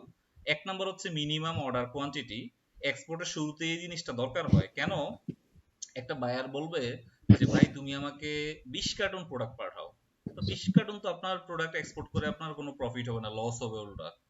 সো আপনার মিনিমাম কতটুকু, আপনি মিনিমাম, যেমন আমরা যারা কোম্পানিতে কাজ করি, আমরা ধরেন ফুল কন্টেইনার পাঠাই, ফুল কন্টেইনার ছাড়া আমাদের লাভ হয় না। বাট আপনারা যারা শুরু করতে চান, আমি যদি বলেন যে আপনি নিজে শুরু করেন, আমি বলবো যে আমার প্রোডাক্টটাকে যখন আমি কস্টিং করে দেখলাম যে এটা প্রোডাক্টটা 500 কার্টন পাঠাইলে আমার একটা প্রফিট থাকে। সো আমি মিনিমাম অর্ডার কোয়ান্টিটি এটা আগেই নোট রাখবো, যে আমার প্রোডাক্টটা এত কেজি পাঠাইলে আমার একটা প্রফিট থাকবে। এটা কিন্তু আপনি নিজেই আগে কাজটা করবেন। আমি শিখাতে চাচ্ছি ক্যাটালগে কি কি ইনফরমেশন আপনার বায়াররা চাবে, আর কি কি ইনফরমেশন দেখলে বায়াররা বুঝবে যে আপনি প্রফেশনাল। সেকেন্ড হচ্ছে শেলফ লাইফ। একটা প্রোডাক্টের একটু শেষ করে নি প্রোডাক্টের হচ্ছে একটা শেলফ লাইফ আছে। শেলফ লাইফ মানে হচ্ছে প্রোডাক্টটা কয়দিন ভালো থাকবে, কয়দিন পরে নষ্ট হয়ে যাবে। এটা যদি উল্লেখ করে দেন, একটা বায়ার শুরুতেই বুঝে যায় যে না, ও প্রফেশনাল।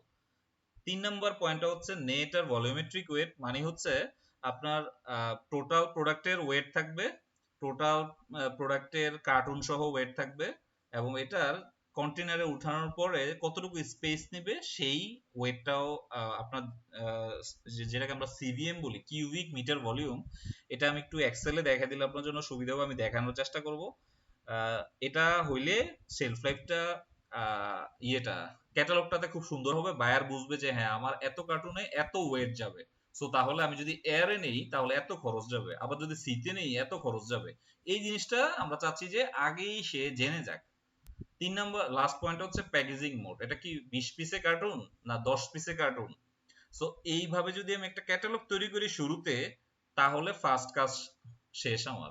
তাহলে আমি, আপনাদের কোয়েশ্চেন থাকবে যে আচ্ছা ভাই আমার প্রোডাক্ট নেই, তাও কি ক্যাটালগ তৈরি করতে পারবো? ডেফিনেটলি তৈরি করতে পারবেন। ধরেন আপনি এখানে একজন আছেন, আম করবেন, আপনি একটা আম আনেন, আমের একটা 3D পিকচার নেন, 3D পিকচার দিয়ে এটা কত ভাবে করবেন, এইভাবে একটা ক্যাটালগ তৈরি করেন। আর যদি না পারেন, কয়েকটা কোম্পানির ক্যাটালগ কালেক্ট করেন, কোম্পানির ক্যাটালগ কালেক্ট করে ওই ইনফরমেশন গুলি শুধু বসান। এটাই সবচেয়ে ইজিয়ার। এইবার ক্যাটালগ নিয়ে কোনো কোয়েশ্চেন থাকলে বলতে পারেন আমাকে, বলেন। স্যার ক্যাটালগ নিয়ে কোনো প্রশ্ন নাই, কিন্তু আমার একটা প্রশ্ন হচ্ছে স্যার, দেখেছে আমার বায়ার আমার একটা ইয়া দিল, অর্ডার দিল যে এত পিস মাল যাবে, ঠিক আছে, আমি অত বেশি মাল পাঠাইছি, কিন্তু এর ভিতরে মনে করেন ওই আপনার জাহাজে উঠাইতে অথবা ইয়াতে উঠাইতে এই জায়গায় কিছু প্রোডাক্ট ড্যামেজ হয়ে গেল স্যার, এই ক্ষেত্রে মানে করণীয়টা কি স্যার? এটা ভাই অন্য অন্য পার্সপেক্টিভ, এটা তো এই এটা আমি শেয়ার করব এটা আপনার এটা হচ্ছে যে কোনো ব্যবসা আপনার যদি লোকালে হইতো, আপনি একটু শিখেন। লোকালে যদি ধরেন আপনি যেখানে থাকেন, আপনি ঢাকায় আমার সাপ্লাই দিলেন, এই ঘটনা হইলে আপনি কি করতেন আপনি? এটা কমিউনিকেশন মানে করতাম, মানে এটা নেগোসিয়েশন করতাম আর কি। Negotiation, exactly. ওখানে কোনো বাই বুক কিছু নাই। মানে আজকে থেকে আপনারা ভয়টা দূর করেন। বায়ার মানি হচ্ছে আমাদের মতো একজন মানুষ। আপনি একটা ব্যবসায়ী, উনি একটা ব্যবসায়ী। এবারে মজার একটা কাহিনী বলি, তাহলে আপনার মজা পাবেন। আমার ধরেন একটা কোম্পানির ধরেন আমাদের সাথে তো অনেক কোম্পানি যেহেতু কাজ করেছি, অনেক বায়ার আমাদের সাথে কানেক্টেড। এক বায়ার আসছে, সে খুব ইয়ং, ঠিক আছে, সে খুব ইয়ং। সো সে এসে আমার এমডি কে স্যার বলতেছে। সো ও হচ্ছে আমার আবার খুব ক্লোজ, বায়ারটা খুব ক্লোজ। তো আমি ওরে বললাম যে তুমি যে আমার এমডি রে স্যার বলতেছো, তাহলে তো তুমি আমার এমডির কাছে অলরেডি ডাউন হয়ে গেলা, তুমি তো অলরেডি ডাউন হয়ে গেলা। আপনারা কি বুঝতে পারছেন? মানে আপনিও একজন ব্যবসায়ী, বায়ারও একটা ব্যবসায়ী। পুরো নেগোসিয়েশন, পুরো কমিউনিকেশন হবে একদম স্ট্রেট ফরওয়ার্ড। এবং নেগোসিয়েশন, ফ্রেন্ডশিপ, একটু আগে যে বললাম যে নেটওয়ার্কিং, রিলেশনশিপ, এগুলি খুব দরকার। ড্যামেজ হয়ে যেতে পারে। আমার ভুটানে একবার একটা শিপমেন্টে 300 কার্টন চিপস পাঠাইছি, পুরো চিপস ড্যামেজ হয়ে গেছে, পুরো চিপস। আপনি কি ভাবছেন যে আমার কোম্পানি আমাকে পেনাল্টি করছে অথবা বায়ার খুব কান্নাকাটি করছে? কেউ কিছু করে নাই, কারণ এগুলি আমাদের কন্টিনিউ হচ্ছে। সো ওর সাথে ওরা বলছি যে হ্যাঁ তোমাকে আমি এটা টুডে টুমোরো আমি রিপ্লেস করব স্টেপ বাই স্টেপ। মানে এইভাবে আমরা করি, ঠিক আছে, স্টেপ বাই স্টেপ। ধরেন 300 কার্টন নষ্ট হয়ে গেছে, 300 কার্টন যদি আমি পরবর্তী শিপমেন্টে রিটার্ন দিই, তাহলে কি আর আমি জীবনও ব্যবসায় সাস্টেনেবল করতে পারবো না? তো পরবর্তী শিপমেন্টে আমি ধরেন 10 কার্টন দিলাম, পরে দিলাম, এরপর আর দেখলাম যে ওর আর খেয়ালই নেই, অথবা ওর সাথে এমন একটা রিলেশনশিপ, ও আর এটা নিয়ে মাথায় ঘামাচ্ছে না। বাট আমি যেটা বলতে যাচ্ছি, এটা কোনো ঘটনাই না। আপনি যেটা বললেন যে ভাই যে কার্টুন নষ্ট হয়ে গেলে এটা কোনো সমস্যা না, আপনি বলবেন, ফার্স্টেই বলবেন যে হ্যাঁ আমরা এটা দেখতেছি, আমরা এটা নেক্সট টাইম এটা হবে না, এটা কোথায়, ফার্স্টে হচ্ছে এটা কোথায় কেন ড্যামেজ হয়েছে এটাকে চেক করতে হবে। এর মধ্যে আপনার তো রিলেশনশিপ তৈরি হবে, আপনি সম্পূর্ণ নেগোসিয়েশনের উপরে। আচ্ছা, এখানে আপনারা একটু শুনেন। এরপরে এই সেশনে আমরা একটু ডিটেইল কথা বলবো, যেহেতু এটা আমাদের আজকে লাস্ট সেশন। আর আগে যেটা বলছি, আমি নামাজের আর হচ্ছে লাঞ্চের ব্রেকটা একদম শেষে দিয়ে দিতে চাচ্ছি, আধা ঘন্টা আগে, যেন আপনারা আমি এর উপর বের হয়ে যাব, ঠিক আছে? আপনারা এই সেশনটা একটু আজকে ইয়ে করেন, আমি কিছু রাইটিং দিব, কিছু ভিডিও দিব, এগুলি আপনারা আজকে বাসায় পড়বেন এবং কালকে এটা নিয়ে ফাইনালাইজ করবেন যে ইন্টারন্যাশনাল বায়ার কিভাবে পাওয়া যায়। আমরা যতগুলি ওয়ে, সবগুলি ওয়ে আজকে শেয়ার করার চেষ্টা করি। 1 নম্বর আমি বললাম যে আপনার হচ্ছে ট্রেড ফেয়ারে যেতে হবে। ট্রেড ফেয়ার বলতে অনেকে ভাবে যে দুবাই যেতে হবে, অনেকে ভাবে যে ইউএসএ যেতে হবে। না, ওইখানে যেতে বললে তো অনেক বেটার, বাট আপনার বাজেট অনুযায়ী আপনি চাইলে, আমি যে বর্ডারিং কান্ট্রিগুলি বলছি, আপনি গুয়াহাটিতে যেতে পারেন, আপনি আগরতলা যেতে পারেন, আপনি ভুটানের ফুনসুলিং এ যেতে পারেন, থিম্পুতে যেতে পারেন। মানে যে কোনো, বাংলাদেশে যেমন বাণিজ্য মেলা হয়, এরকম বাণিজ্য মেলা যেতে পারেন। এবং এইসব বর্ডারিং কান্ট্রিগুলিতে যাওয়া কিন্তু খুব কঠিন ব্যাপার না। বাট ট্রেড ফেয়ারে আপনি যখনই আপনার ইআরসি আর হচ্ছে লাইসেন্স গুলি হয়ে যাবে, মানে আপনি একজন এক্সপোর্টার, ঠিক আছে? সো এক্সপোর্টার হইলে আপনি শুধু এই ফেয়ার গুলিতে যাবেন একটা ক্যাটালগ নিয়ে, আর কিচ্ছু না। আপনার স্টলও নিতে হবে না, খরচ কমে। যারা নতুন তাদের উদ্দেশ্যে বলছি। আর যারা একটা কোম্পানি অলরেডি ফর্ম করে ফেলছেন, লোকালে ব্যবসা আছে, তারা আপনার স্টল নিতে পারেন। সো ট্রেড ফেয়ার হচ্ছে বায়ার পাওয়ার সবচেয়ে ইজিয়ার রাস্তা, number 1। Number 2, direct market visit. আচ্ছা, আপনাদেরকে একটা কোয়েশ্চেন করি, ঢাকায় যদি আমি ইলেকট্রনিক্স আইটেম কিনতে চাই, হোলসেল মার্কেটটা কোথায়, কেউ বলতে পারবেন? স্যার আলু বাজার। আচ্ছা স্যার আমি বলতে পারবো। আচ্ছা, হ্যাঁ হ্যাঁ। এবার চিটং এর একটা হোলসেল মার্কেটের নাম বলতে পারবেন কেউ? চিটং এর একটা হোলসেল সবচেয়ে বড়, যেখানে বড় বড় জিনিস ইম্পোর্ট হয়ে আসে, বিদেশ থেকে আসে, চাল ডাল বিভিন্ন জিনিস। খাতুনগঞ্জ। তাহলে আপনি যে আপনি কি, আমি যদি বলি যে ভাই আপনি বাংলাদেশে একজন ফরেনার আসছে, আপনি ওরা নিয়ে কক্সবাজার মার্কেটিং করতে যান, তাইলে হবে? কক্সবাজারে হবে না। কক্সবাজারে যাবেন আপনি ঘুরতে, বাট আপনি প্রোডাক্ট কিনতে কোথায় যাবেন? খাতুনগঞ্জ যাবেন, কারণ বাজার যাবেন, নবাবপুর যাবেন। আলটিমেটলি আপনাদের হচ্ছে এই জিনিসটাই জানতে হবে। এই যে মার্কেট যে ভিজিট করবেন, এই ট্রেড ফেয়ারে যখন যাবেন ওই টাইমে আবার মার্কেট ভিজিটও করে আসবেন। ধরেন আমি বলবো যে আগামী 2 মাস পরে আসামের করিমগঞ্জ একটা এলাকা আছে যেটা বাংলাদেশের নবাবপুরের মতো, আর ত্রিপুরার একটা জায়গা আছে আগরতলা, ঠিক আছে, মেঘালয়ের একটা জায়গা আছে শিলং। সো আপনারা এখানে যাবেন, এখানের খরচ কিন্তু হচ্ছে কক্সবাজার যাওয়ার থেকেও কম। সো আপনি মেঘালয় শিলং না গিয়ে যদি আরেকটা জায়গায় যান আপনি কিন্তু বায়ার পাবেন না। আপনি যদি করিমগঞ্জ না যান তাহলে কিন্তু আসামের বায়ার পাবেন না। সো ফার্স্টে হচ্ছে আপনাকে লোকেট করতে হবে যে কোন প্লেসটাতে যেতে হবে। নবাবপুরে যে ছোট ছোট দোকান ওইখানেই কিন্তু চাইনিজ লোকরা ঘুরে। আপনারা কেউ দেখেছেন কখনো চাইনিজ লোকরা যে ঘুরে এখানে এসব দোকানগুলিতে? দেখেছেন হয়তোবা। সো এইরকম আমরা যারা এক্সপোর্টে কাজ করি আমরা এরকম ট্রেড এরিয়াগুলিতে যাই। ধরেন ভুটানের কথা বললাম ফুনসুলিং আমাদের বর্ডারের পাশেই, তারপরে আসামের বললাম করিমগঞ্জ, ত্রিপুরার বললাম আগরতলা, তারপর মেঘালয়ের বললাম হচ্ছে শিলং। সো আমাকে এই এরিয়াতেই আসামের আপার আসাম যেটা সেন্ট্রাল আসাম মেইন আসাম ওইখানে হচ্ছে গুয়াহাটি, এখানে ফেয়ারও হয়, এখানে এই জায়গাগুলো হচ্ছে। সো আমি আরেকটা ইজিয়ার ওয়ে বললাম যে মার্কেট ভিজিটে আপনাকে হোলসেল মার্কেটে যেতে হবে। 3 নাম্বার, এই ইনফরমেশন গুলি কোথায় পাবেন? এই যে দুইটা ইনফরমেশন, কোথায় কোন কান্ট্রিতে কখন কোথায় ফেয়ার হয়, এই ইনফরমেশন গুলি কোথায় পাবেন? পাবেন ইপিবি তে, এক্সপোর্ট প্রমোশন ব্যুরোতে পাবেন। সো আপনারা যারা এখনো ইপিবি তে ঢোকেন নাই আজকে ঢুকবেন, ঠিক আছে, এক্সপোর্ট প্রমোশন ব্যুরোতে ঢুকবেন। এখানে দেখবেন একটা ফেয়ারের লিস্ট আছে, পুরো বছরের কোন কোন এরিয়াতে কোন কোন ফেয়ার এখানে হয়, এবং ওরা কিন্তু এই ইনফরমেশন গুলি মেইলের মাধ্যমে প্রত্যেকটা অ্যাসোসিয়েশনেও জানিয়ে দেয়। সো যারা অ্যাসোসিয়েশনের মেম্বার অথবা অ্যাসোসিয়েশনের সাথে কানেক্টেড তারাও জানে। সো আপনার দুইটা ওয়ে, একটা ওয়ে হচ্ছে আপনি ইপিবির ওয়েবে রেগুলার চেক আউট করবেন। সেকেন্ড ওয়ে হচ্ছে যে হ্যাঁ আপনি ফ্রুটস নিয়ে কাজ করবেন, সো আপনি ফ্রুটস ভেজিটেবল অ্যাসোসিয়েশনে আপনি চেক আউট করেন, তাহলে আপনি এই ইনফরমেশনটা পাবেন, ঠিক আছে।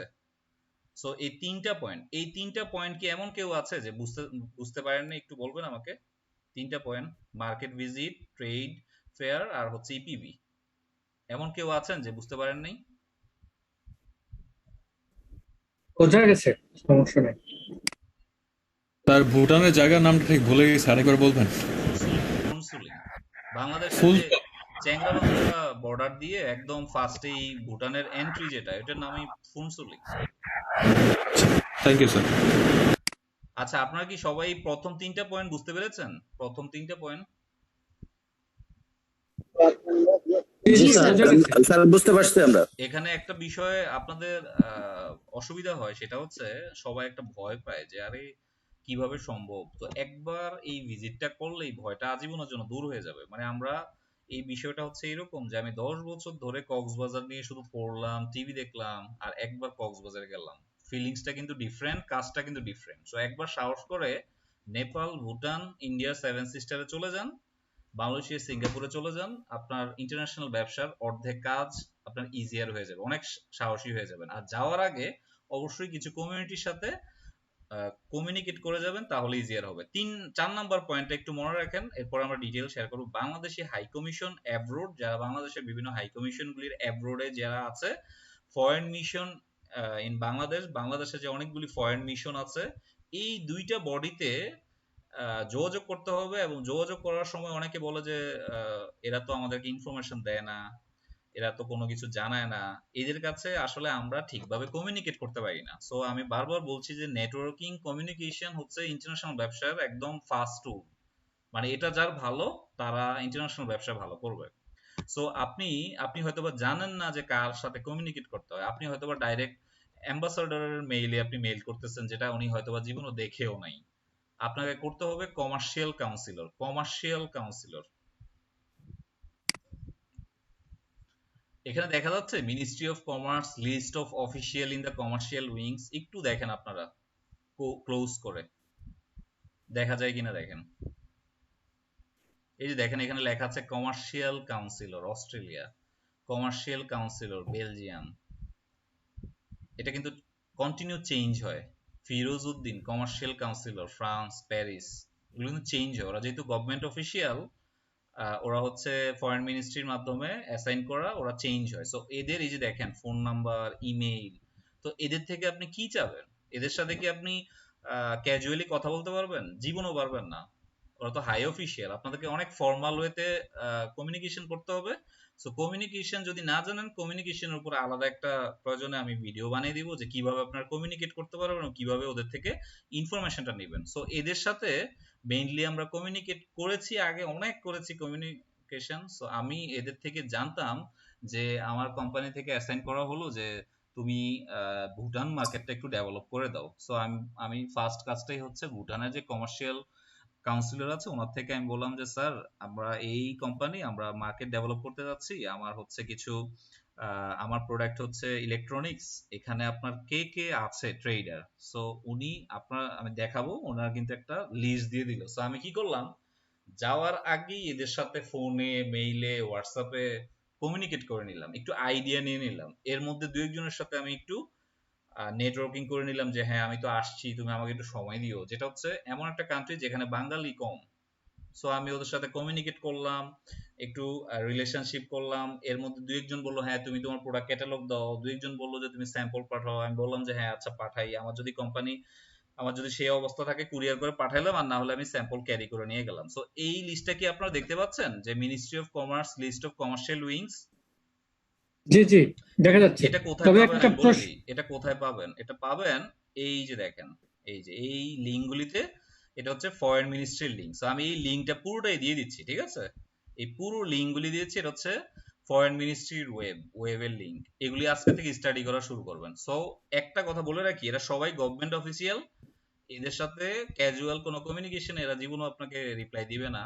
আপনাকে ফর্মাল ওয়েতে, এর আগে আপনি প্রোডাক্ট ক্যাটালগ তৈরি করেন, সুন্দরভাবে কমিউনিকেশন শিখেন, তারপর এদের সাথে। সো আমার 3 নাম্বার পয়েন্টটা হচ্ছে এই, সরি 4 নাম্বার আর 5 নাম্বার হচ্ছে ফরেন মিশন ইন বাংলাদেশে যারা বিভিন্ন এম্বাসিগুলি আছে, ওদের যে মিশনগুলিতে, ওদের ইকোনমিক জোনে যারা আছে, ওদের সাথে আপনারা ফরেন মিনিস্ট্রির ওয়েবসাইটে এদের ডিটেলসটা দেওয়া আছে, হাই কমিশনে যোগাযোগ করবেন। এরপরে হচ্ছে আমরা যোগাযোগ করি হচ্ছে international joint chamber of commerce, honorary consul general. এমন অনেক কান্ট্রি আছে যেখানে এম্বাসি, হাই কমিশন নাই। স্যার স্ক্রিনটা আবার একটু শেয়ার করা লাগে। জি,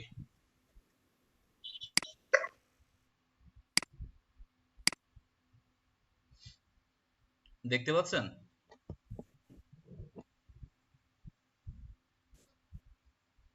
দেখতে পাচ্ছেন আপনারা? হ্যাঁ দেখা যাচ্ছে। আচ্ছা, সো এই জয়েন্ট চেম্বার অফ কমার্স গুলি হচ্ছে, আপনারা তো অনেকে শুনেছেন যে Nepal Bangladesh chamber of commerce, তারপর হচ্ছে Dutch Bangla chamber of commerce, American Bangladesh chamber of commerce. এদের কাজটা হচ্ছে বিদেশি যে ডেলিগেটরা বাংলাদেশে আসে, এই ডেলিগেটদের সাথে বাংলাদেশে টোটালি হচ্ছে বিভিন্ন সেমিনার, বিভিন্ন ফেয়ার অ্যারেঞ্জ করা হয়, বাংলাদেশি ব্যবসায়ীদের সাথে একটা কমিউনিটি। সো আপনার এই ইনফরমেশন গুলি পাওয়ার জন্য আপনাকে হচ্ছে, এবং এটা ফ্রি অফ কস্ট, এটা কিন্তু কোনো কস্ট ইফেক্টিভ জিনিস না, ফ্রি অফ কস্টই হয়।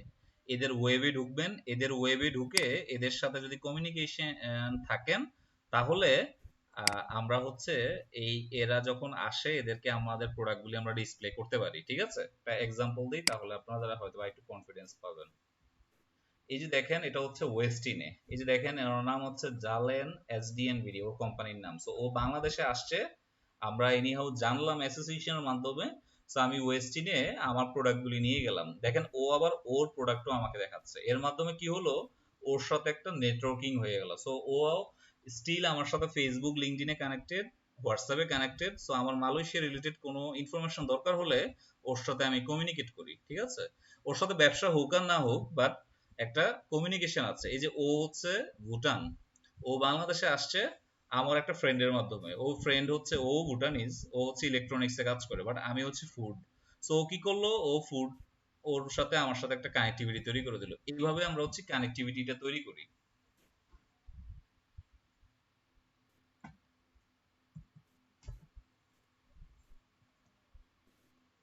আপনারা কি সেকেন্ড স্লাইডটা দেখতে পাচ্ছেন যে সোশ্যাল মিডিয়া গ্রুপ? জি জি, কিভাবে? আচ্ছা, ফেসবুকটা আমরা সবসময় বলি যে একটা ভালো কাজের জন্য ইউজ করেন, একটা টুল। কিন্তু আমরা যদিও সারাদিন বিভিন্ন সোশ্যাল, বিভিন্ন আমাদের সিনেম্যাটিক খেলা অথবা ফ্রেন্ড সার্কেল নিয়ে পড়ে থাকি, বাট আমরা যারা বিজনেসে আছি আমরা কিন্তু কন্টিনিউ ফেসবুকটাকে একটা বিজনেস ওরিয়েন্টেড হিসেবে ইউজ করি। আপনাদের কারো কি বিশ্বাস হয় আমার কথা শুনে যে ফেসবুকের মাধ্যমে একটা বায়ার পাওয়া সম্ভব, গ্রুপের মাধ্যমে, ফেসবুকের নেটওয়ার্কিং এর মাধ্যমে? এটা কি মনে হয় আপনাদের কাছে? জি স্যার, সম্ভব।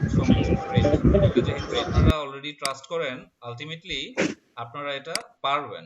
এটা কিভাবে একটা ঘটনা বলি। ধরেন আপনারা দেখবেন যে আমি বারবার ফোকাস করলাম যে বাংলাদেশি কমিউনিটিকে টার্গেট করে তারপরে হচ্ছে ওই কান্ট্রির ব্যবসায়িক দের সাথে কানেক্টিভিটি তৈরি করার জন্য। আপনারা দেখবেন যে দুবাই বাংলাদেশ সমিতি, মালদ্বীপস বাংলাদেশ সমিতি, এই টাইপের অনেক গ্রুপ আছে ফেসবুকে। UAE group, Singapore group, Italy group, এই ধরনের গ্রুপে কিন্তু আপনি অ্যাড হবেন শুধু ব্যবসায়ীদেরকে খোঁজার জন্য।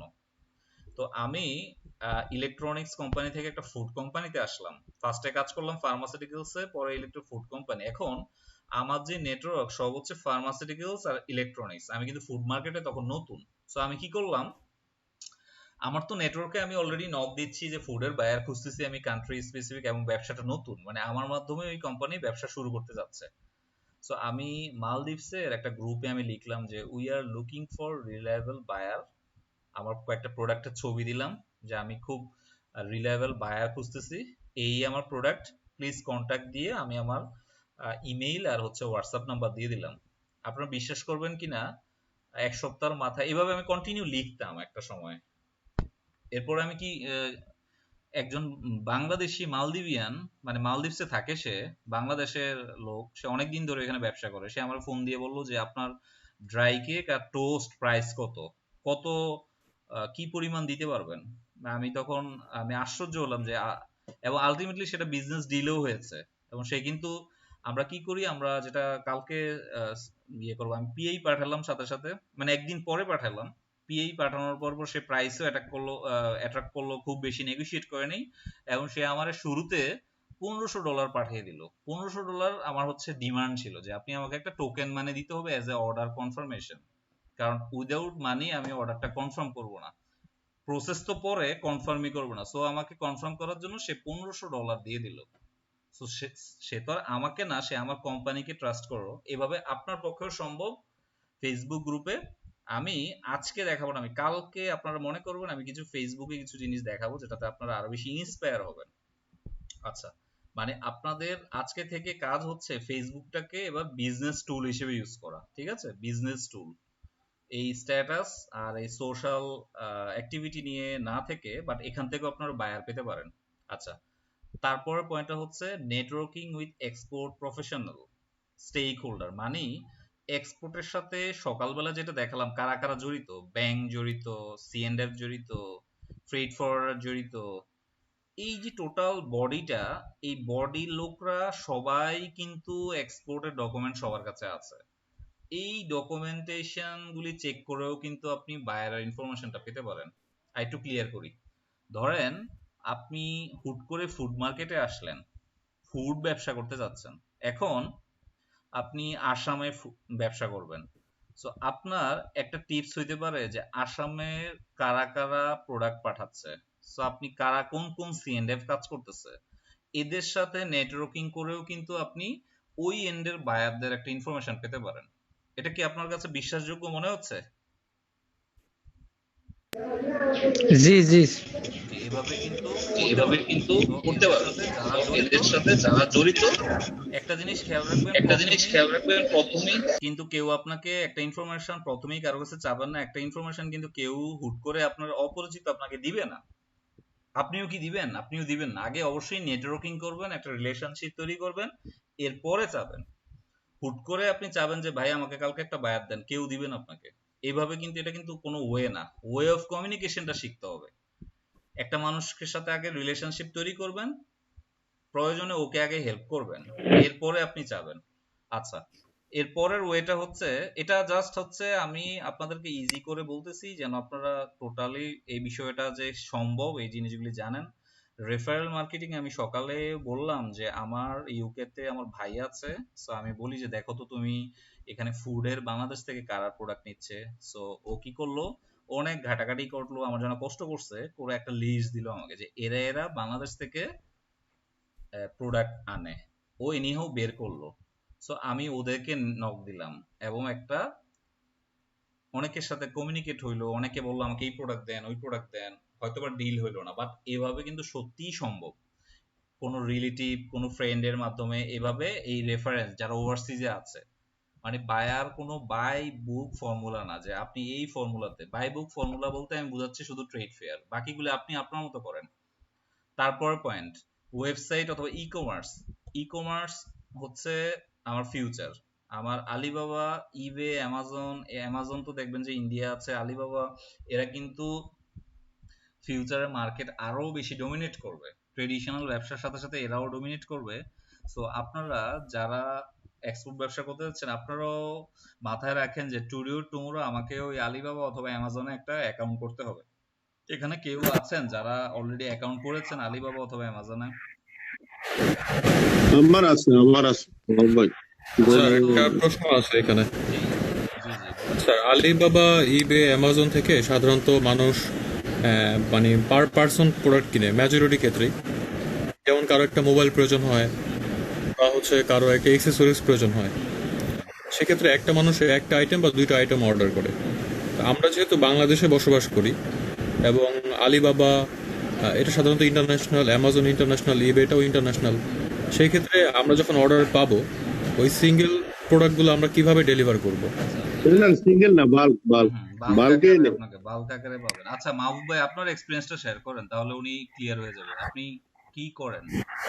আচ্ছা, আমি আলিবাবাতে আমার হলো অ্যাকাউন্ট আছে, পেইড অ্যাকাউন্ট। এটা হলো নিয়ে দিতে হয়, মেম্বারশিপ নিতে হয়। আরো অনেক মানে এই যে প্রোডাক্ট গুলো আছে না, যেমন হলো গো ফর বিজনেস, ঠিক আছে, ট্রেড ফোর্ড, এগুলোতে আছে, আমার অ্যাকাউন্ট আছে। এগুলো মেম্বারশিপ নিতে হয়। আবার ধরেন এগুলো তো ভালো ফিডব্যাক ভালো পাওয়া যায়।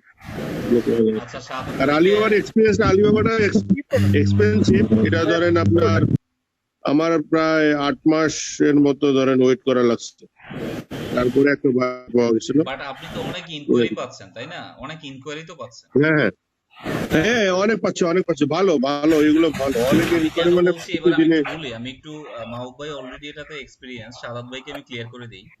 আপনি এখানে অ্যাকাউন্টটা করবেন, মাহবুব ভাই যেহেতু অলরেডি এস্টাবলিশ ব্যবসায়ী, সো উনি করছে, আপনারাও করবেন, বাট 2 দিন পরে করেন। কি হবে আপনার সুবিধা আমি বলি আপনাকে। আপনারা তো এসইউ সম্পর্কে জানেন, গুগলের এসইউ। আপনার প্রোডাক্টটা ওয়ার্ল্ড ওয়াইড স্প্রেড হবে। আপনার প্রোডাক্টটা, আপনি ধরেন আলিবাবাতে 10টা প্রোডাক্ট ডেলিভারি করলেন, আপনার প্রোডাক্টটা সবাই চিনবে।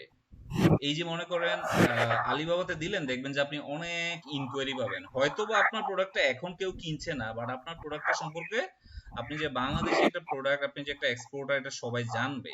এই জিনিসটা তৈরি করার জন্য আমরা সাজেস্ট করি যে এইসব জায়গায় অ্যাকাউন্ট তৈরি করার জন্য।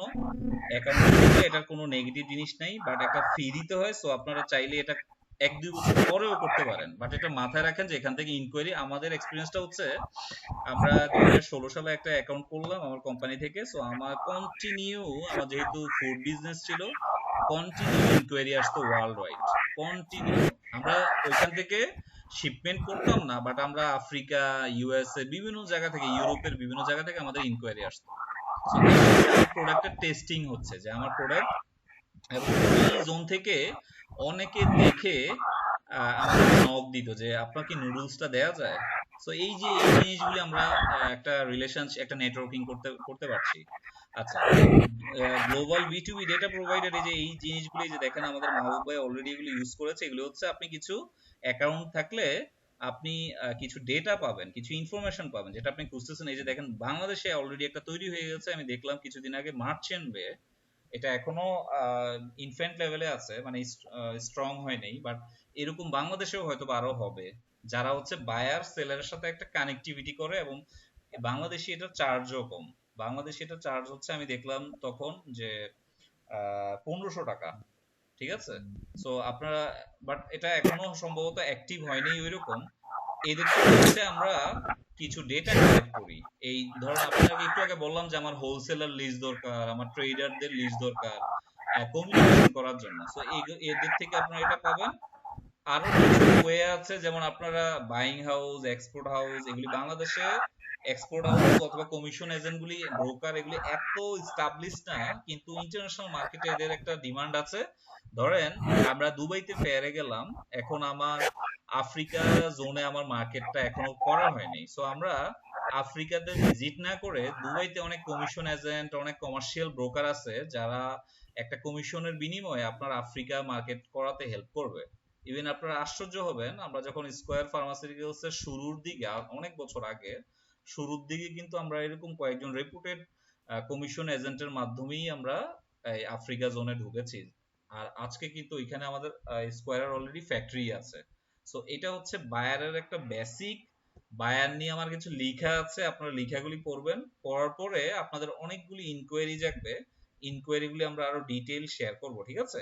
এখন আমরা একটু ডিসকাস করি যে আপনাদের যে পয়েন্টগুলি শেয়ার করলাম, এই পয়েন্টগুলি কতটুকু বুঝতে পেরেছেন, কতটুকু বুঝতে পারেন না, একটু শেয়ার করি আপনাদের সাথে। স্যার একটা জিনিস মানে এখনো বুঝতে পারি নাই স্যার, সেটা হচ্ছে যে মানে অ্যাকাউন্ট তো করবো বুঝতে পেরেছি আলিবাবা, অ্যামাজনের মতো ই কমার্স সাইটগুলোতে, কিন্তু আমি যখন একটা অর্ডার পাবো আমার প্রোডাক্টের বেসিসে, আমি সেটা ডেলিভারিটা কিভাবে দেবো? কারণ এটা তো একটা মানে একটা সিঙ্গেল প্রোডাক্ট, ছোট একটা জিনিস। এক্সপোর্টের ক্ষেত্রে যেমন লার্জ ডেলিভারি তো আপনি করবেন, ওকে বলবেন তো আপনার কোম্পানিতে ইয়ে করার জন্য, কি পাঠানোর জন্য, আর আপনি এক্সপোর্ট করে দিবেন। আপনি তো আলিবাবা থ্রুতে করার দরকার নাই, তো আপনি তো নিজে করবেন। আলিবাবা হচ্ছে ওয়ান কাইন্ড অফ একটা শোকেস, ঠিক আছে? আলিবাবাতে আপনার প্রোডাক্ট ডিসপ্লে হবে, আপনি প্রোডাক্ট সম্পর্কে ওয়ার্ল্ডকে জানাবেন, বাট বায়াররা আপনার সাথে কানেক্ট করে দেবে। আপনি আলিবাবা থ্রুতে পাঠানোর দরকার নাই, আপনি নিজে পাঠিয়ে দিতে পারবেন। টিটি তো আপনার মাধ্যমে আপনি বায়ারকে বলবেন যে আপনাকে ইয়ে করার জন্য, আপনাকে টিটি দেওয়ার জন্য, আপনাকে এলসি দেওয়ার জন্য। নতুনদের জন্য এটা খুব ডিফিকাল্ট। আমি তো এই কারণে বললাম যে যারা 1-2 বছর বা একটু সময় ব্যবসা করেছেন, তারা আলিবাবাতে গিয়ে অ্যাকাউন্ট করেন, শুরুটা না করাই বেটার, কারণ একটা অ্যামাউন্ট দিতে হয় এখানে মোটামুটি। আচ্ছা, আর ইজিয়ার যেগুলি ওয়ে, এই ওয়েগুলি কি বুঝতে পেরেছেন বায়ার পাওয়ার? স্যার আমার একটা প্রশ্ন ছিল, জি, যে আমি মোহাম্মদ মেহেদী হাসান বলছিলাম স্যার, সেটা হলো যে ই কমার্স সেক্টরটা আমরা যেভাবে ডেভেলপ করছে, তো ই কমার্স সেক্টর আমরা এতক্ষণ ধরে এক্সপোর্টের যেই ইস্যুগুলো আপনি ফোকাস করলেন, এটা আমরা বাল্ক পারচেজ কিংবা বিগ অ্যামাউন্ট এক্সপোর্টের ক্ষেত্রে আমরা ব্যাপারগুলো আসলাম, কিন্তু অ্যামাজন স্যার যেটা করতেছে, তারা কিন্তু ইন্ডিভিজুয়াল একটা সিঙ্গেল প্রোডাক্ট কিন্তু ওয়ার্ল্ড ওয়াইড বেশ কিছু কান্ট্রিতে তারা কিন্তু সেল করতেছে। তো এটা তো ওয়ান কাইন্ড অফ এক্সপোর্ট। তো আমরা যদি বাংলাদেশ থেকে ই কমার্সের থ্রুতে যদি স্যার আমরা যদি ঠিক ওই রকম ভাবে আমাদের প্রোডাক্টগুলোকে একদম এসইও এর মাধ্যমে কিংবা অন্য কোনো মাধ্যমে যদি আমরা রিটেল কাস্টমারের কাছে রিটেল করতে চাই, তো সেক্ষেত্রে স্যার আসলে এক্সপোর্ট প্রসেসটা কি হবে?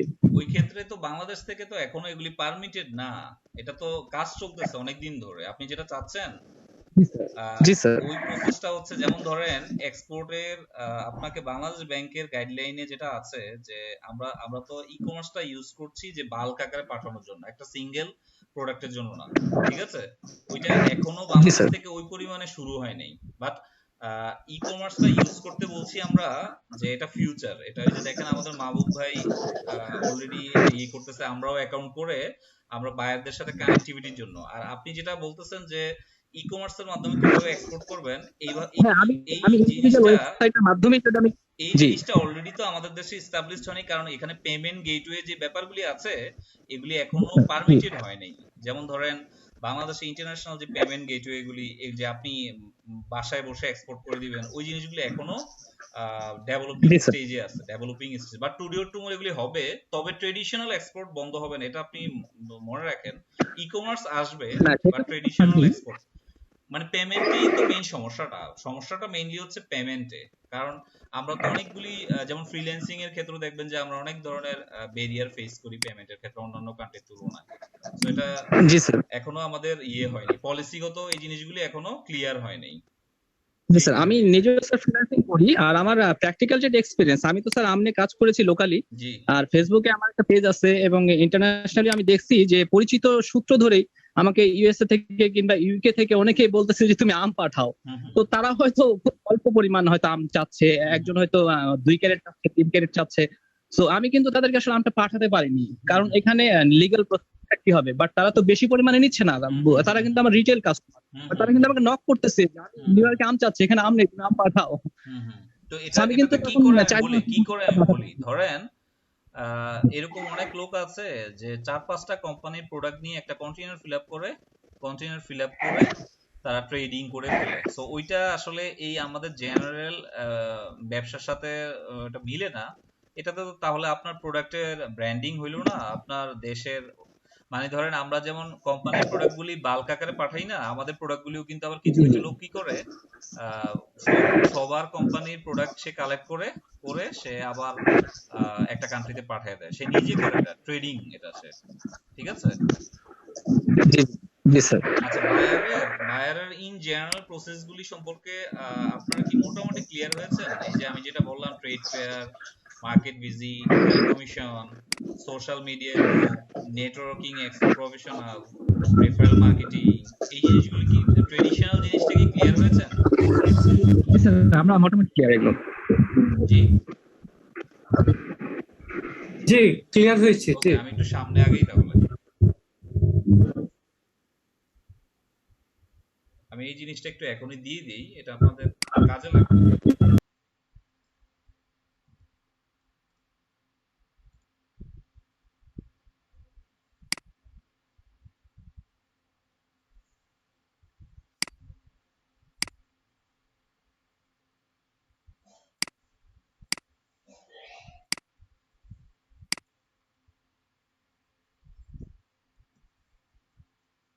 আচ্ছা, আমি চ্যাট বক্সে সবগুলি লিংক দিয়ে দিচ্ছি, আপনারা দেখতে পারেন।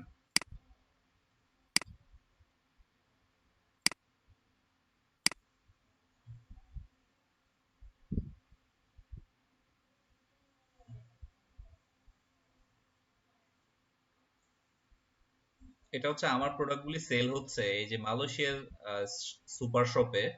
দেখেন আমরা ব্র্যান্ডিং করছি আর কি আমাদের প্রোডাক্টের। এটা আমার প্রিভিয়াস কোম্পানি, এরা হচ্ছে ধরেন আমার বায়ারের সেলস ফোর্স। সো আমরা এই যে দেখেন আমার এই প্রোডাক্ট। সো স্ক্রিন দেখা যাচ্ছে না, স্ক্রিন দেখা যাচ্ছে না। আচ্ছা, একটা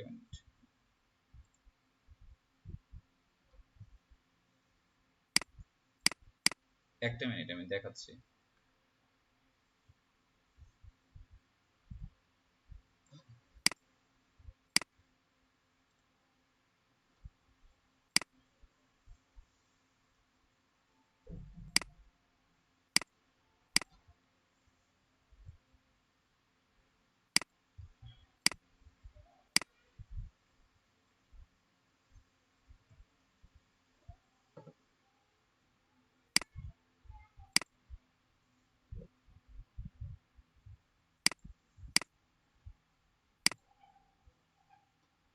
আচ্ছা, আমি আমার একটা রাইটিং বাংলাতে শেয়ার করলাম, আপনারা একটু ফ্রি টাইমে পড়ে নেবেন, ঠিক আছে?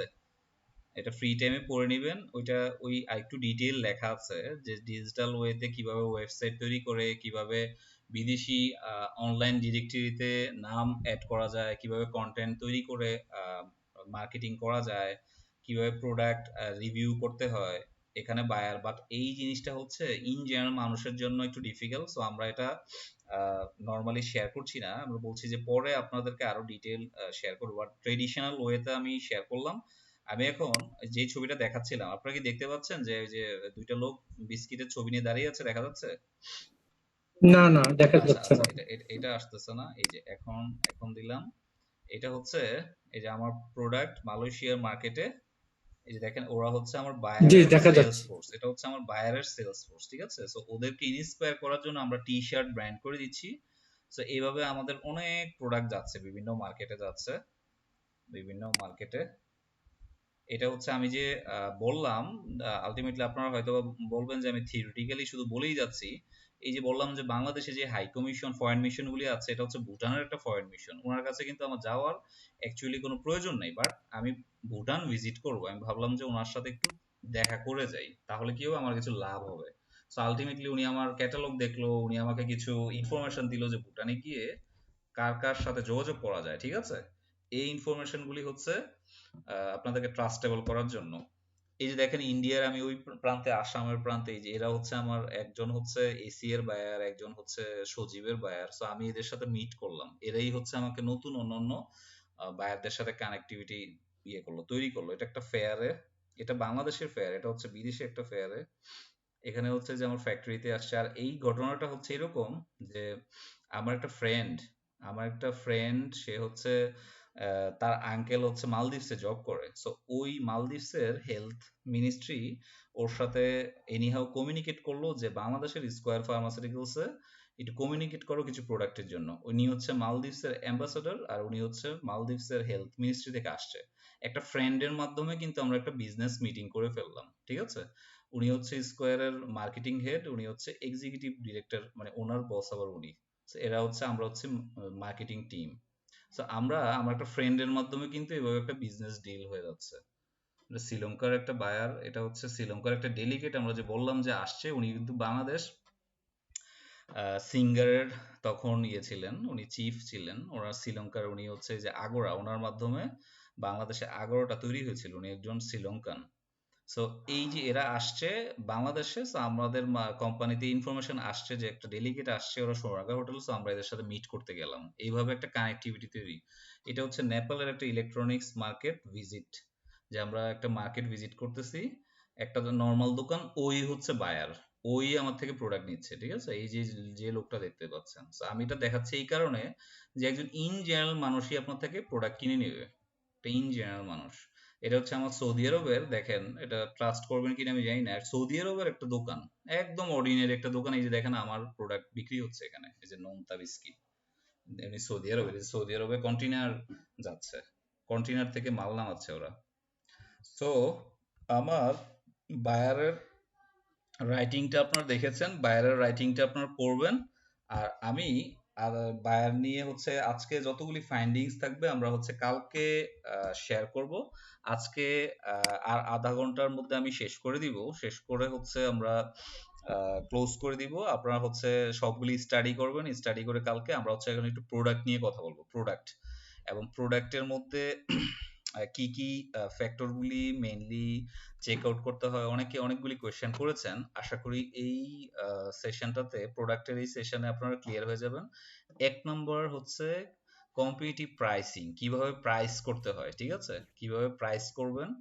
ধরেন আপনারা, আমি জাস্ট একটু বলছি আপনাদের, কোথাও কোনো কনফিউশন হলে আমি আপনাদেরকে, রেকর্ডিং ইন প্রগ্রেস, সেটা হচ্ছে একটা প্রোডাক্ট যখন আপনি তৈরি করবেন, ডেফিনেটলি সেটার যেখান থেকে সোর্স করবেন, এই র মেটেরিয়াল কস্ট, এটা যদি কার্টুনে হয় কার্টুনের কস্ট যাবে, এটাতে যে ম্যান পাওয়ার যাবে, মানে অল ইন অল কস্ট আপনি অ্যাড করে কিন্তু ফার্স্টে হচ্ছে লোকালের প্রাইসটা রাখেন এবং এটার সাথে আপনি একটা প্রফিট মার্জিন অ্যাড করেন। বাট এক্সপোর্টের প্রাইসটা আপনি কিন্তু এই লোকালের প্রাইসটার পরে হচ্ছে এক্সপোর্টের প্রাইস। লোকালের প্রাইস সব সেট করা হলো, সেট করে আপনি সব লিখলেন, লিখার পরে এক্সপোর্টে কি অ্যাড করবেন, এক্সপোর্টে অ্যাড করবেন এক নম্বর হচ্ছে রেজিস্ট্রেশন, যদি কোনো কান্ট্রিতে রেজিস্ট্রেশন থাকে। সো এটা একটা এক্সাম্পল দিলে আপনারা ক্লিয়ার হবেন। যেমন ধরেন কাতারে যখন আমি ফুড প্রোডাক্ট পাঠাতে গেলাম, ওরা বললো যে আমাকে $300 রেজিস্ট্রেশনে খরচ করতে হবে, $300। সো আমি বায়ারকে বললাম যে এটা তো আমার কাজ না, এটা হচ্ছে তোমার ডিউটি, তুমি আমার বায়ার, তুমি ওই কান্ট্রিতে রেজিস্টার করবে, এটা হচ্ছে আপনার নেগোসিয়েশনের উপরে। আবার ধরেন সৌদিতে যখন প্রোডাক্ট পাঠাতে গেলাম, ওইখানে দেখলাম যে আরো কম, ওইখানে ধরেন $100 মতো হয়ে যাচ্ছে, বাট এটা চেষ্টা করবো আমরা বায়ারকে দেওয়ার জন্য। বাট এনিহাউ বায়ার যদি না দিতে চায়, সো আপনি জয়েন্টলি করবেন, কিন্তু কখনোই পুরোটা আপনি আপনার কাঁধে নিয়ে নেবেন না, কারণ এটা কিন্তু ওর পার্ট। আপনি ওকে নেগোশিয়েট করবেন যে তোমার প্রোডাক্টটা পাঠাতে তো আমারও অনেক খরচ হচ্ছে। সো আপনি নেগোসিয়েশনের উপর সম্পূর্ণ নির্ভর করবে, ঠিক আছে। যেমন ইন্ডিয়াতে আমরা যখন একটা প্রোডাক্ট পাঠাই, এটা হচ্ছে একটা ফার্স্ট টাইম একটা প্রোডাক্ট রেজিস্টার করতে হয়, এটা কোনো ভয়ের কিছু না, এই কাজটা করবে হচ্ছে আপনার বায়ার। যদি আপনি একটা এক্সাম্পল দিলে আপনি একটু ক্লিয়ার হয়ে যাবেন। যেমন কাতারে যে প্রোডাক্টটা আমি পাঠালাম, ও আমার কাছে কি নিল, ও নিল আমার প্রোডাক্টের গায়ে যতগুলি ইনগ্রেডিয়েন্ট আছে সবগুলির অ্যারাবিক করে দিতে বলছে, ও সব অ্যারাবিক করে দিলাম, প্রোডাক্টের স্যাম্পল পাঠালাম, ও রেজিস্টার করে নিল। আচ্ছা, রেজিস্ট্রেশনটা আশা করি আপনারা বুঝতে পেরেছেন। যদি কেউ বুঝতে না পারেন আমাকে জিজ্ঞেস করতে পারেন, আমি আরো ডিটেইল বলতে পারবো। স্যার একটা প্রোডাক্টের রেজিস্ট্রেশন কি একবারই হয়? একবারই হয়, একটা টাইম দেওয়া থাকে, পরবর্তীতে যদি আবার ওরা চায় জাস্ট চিন্তা করেন যে বিএসটি তে আমি একটা প্রোডাক্ট রেজিস্ট্রেশন করলাম, এটা পরবর্তীতে হয়তো রিনিউ করতে হইতে পারে, সেটা বায়ার করবে, এই পার্টটা কিন্তু আমার না। বাট অনেক সময় বায়াররা চাপিয়ে দেয় যে ভাই আপনার প্রোডাক্ট জি স্যার। করতে হবে, আপনার এত টাকা দিতে হবে, কোনো টাকা আমরা দিতে পারবো না, ওটা ও করবে। ঠিক আছে, আপনি এমন ভাবে বিজনেস এটিকেট মেনটেন করবেন যেটা ও করতে বাধ্যই হবে। নেগোসিয়েশন। সো তারপরের পার্টটা স্যাম্পলিং। ধরেন আপনি একটা মার্কেট ডেভেলপ করতে গিয়ে আপনাকে 5 বার স্যাম্পলিং করতে হইলো, সো এটা চাইলে আপনি প্রাইসে লোড দিতে পারবেন, আর যদি বলবেন যে না আমি এটা প্রাইসই দিব না, তাহলে প্রাইস ম্যাচ হবে না, তাহলে এটা বাদও দিতে পারে, এটা আপনার উপরে। বাট কোনটা ম্যান্ডেটরি? শিপিং। আপনার বায়ার বললো যে আপনাকে কাতারের দোহা পোর্ট পর্যন্ত পৌঁছে দিতে হবে, সৌদি আরবের জেদ্দা পোর্ট পর্যন্ত পৌঁছে দিতে হবে, বায়ারের সাথে আপনার ওই নেগোসিয়েশন হচ্ছে। সো ডেফিনেটলি আপনাকে শিপিং চার্জ, কন্টেইনার চার্জটা, জাহাজের ভাড়াটা আপনার প্রাইসে অ্যাড করে দিতে হবে। সো এটা ম্যান্ডেটরি। এটা আমরা ইনকোটার্মে শিখবো, কালকে শিখবো। এটা দুই জায়গায় আছে, ইম্পোর্টেও আছে, এক্সপোর্টেও আছে। সো আমি টাইম কুলালে আমি শেয়ার করবো, আর না হলে আমাদের পরবর্তী যিনি আছেন ইম্পোর্টে উনি শেয়ার করবেন, ওনার সাথে আমার এটাই হয়েছে। শিপিং এটা তো same, just import export same.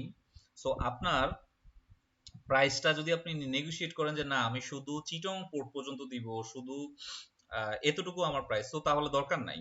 আশা করি আপনার ক্লিয়ার। যদি আপনার সিঙ্গাপুর পোর্ট পর্যন্ত আপনার প্রাইস হয়, সেটাকে আমরা সিএফআর বলি, এটা আমি ইনপুট আমরা ডিটেল দেখাবো, তাহলে আপনাকে ওই প্রাইসটা, কন্টেইনার চার্জটা জেনে আপনাকে প্রাইসে অ্যাড করতে হবে। এখন কিন্তু ওয়ার্ল্ড ওয়াইড কন্টেইনার ভাড়া অনেক বেশি, ওয়ার্ল্ড ওয়াইড 2 গুণ 3 গুণ 4 গুণ পর্যন্ত হয়ে গেছে এই প্রেজেন্ট করোনার মধ্যে ওয়ার্ল্ড ওয়াইড।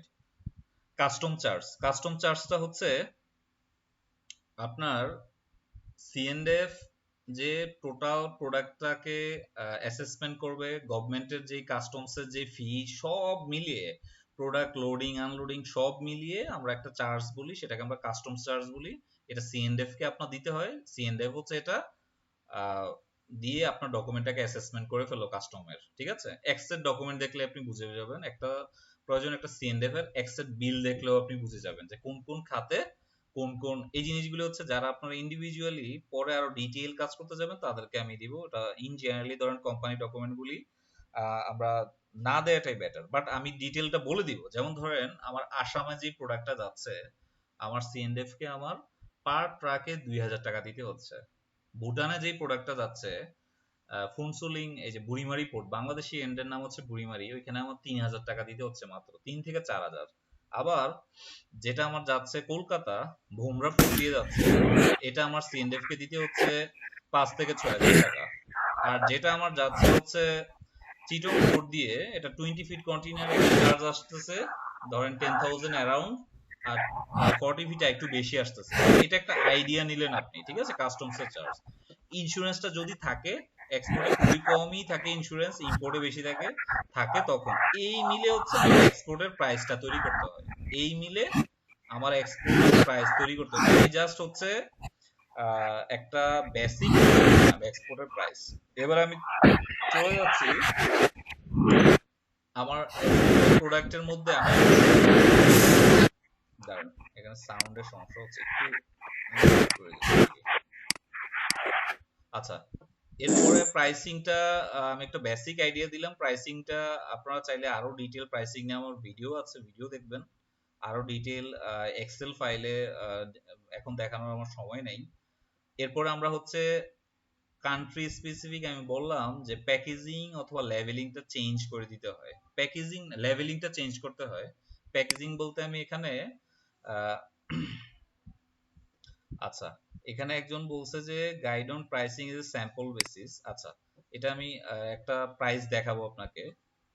এখানে প্যাকেজিংটা খুব ইম্পর্টেন্ট, লেভেলিংটা হচ্ছে কান্ট্রি স্পেসিফিক। আমি দুই একটা এক্সাম্পলে চলে যাই, তাহলে আপনারা বুঝতে পারবেন। এটা না, এই যে এটা ধরেন আমার ফুড মার্কেটটা একটু কল্পনা করেন, এটা আপনি ইন জেনারেল সব প্রোডাক্ট না, এটা ফুড মার্কেট। ঠিক আছে, এটা এক এক প্রোডাক্টের ক্ষেত্রে এক এক রকম হয়ে যাচ্ছে। জাস্ট একটু আগে মাথায় নেন একটা জিনিস, ধরেন এত কঠিন জিনিস 1-2 দিনে আধা ঘন্টায় তো শিখার মতো জিনিস না, বাট একটু চেষ্টা করেন যে একটু বোঝার চেষ্টা করেন। এরপরে আরো এই নোটগুলি আরো একটু স্টাডি করলে হয়তো বা একটু বুঝতে পারবেন।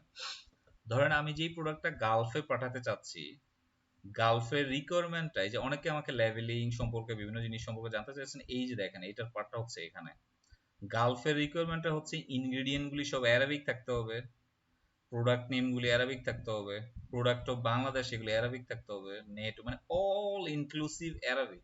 না হলে গালফে মালটা সেল করা যাবে না, আমার প্রোডাক্টটা সেল করা যাবে না, আমার প্রোডাক্টে সমস্যা হবে। তবে এই সমস্যা এমন সমস্যা না যে আপনাকে একদম ব্যান করে দিবে, আপনাকে একদম ধরেন মানে আপনার সব নষ্ট করে দিবে তা না, আপনাকে অবশ্যই ওয়ার্নিং দিবে, আপনাকে স্কোপ দিবে, ঠিক আছে।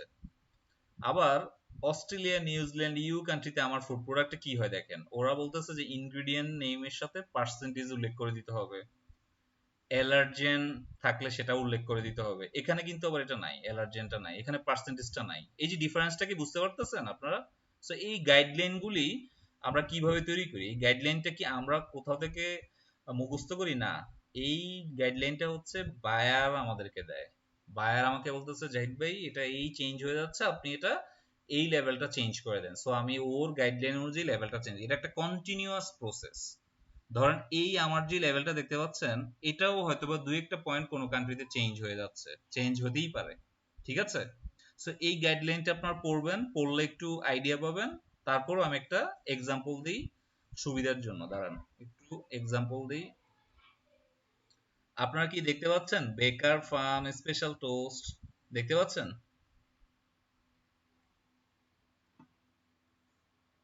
জি দেখা যাচ্ছে, জি দেখা যাচ্ছে। একটু কষ্ট করে দেখেন, এখানে অনেকগুলি ল্যাঙ্গুয়েজ দেয়া আছে, এখানে অ্যারাবিক দেয়া আছে, বাংলা দেয়া আছে, এখানে ইংলিশ দেয়া আছে, এখানে ফ্রেঞ্চ দেয়া আছে, এখানে ইতালি দেয়া আছে। কেন দেয়া আছে জানেন?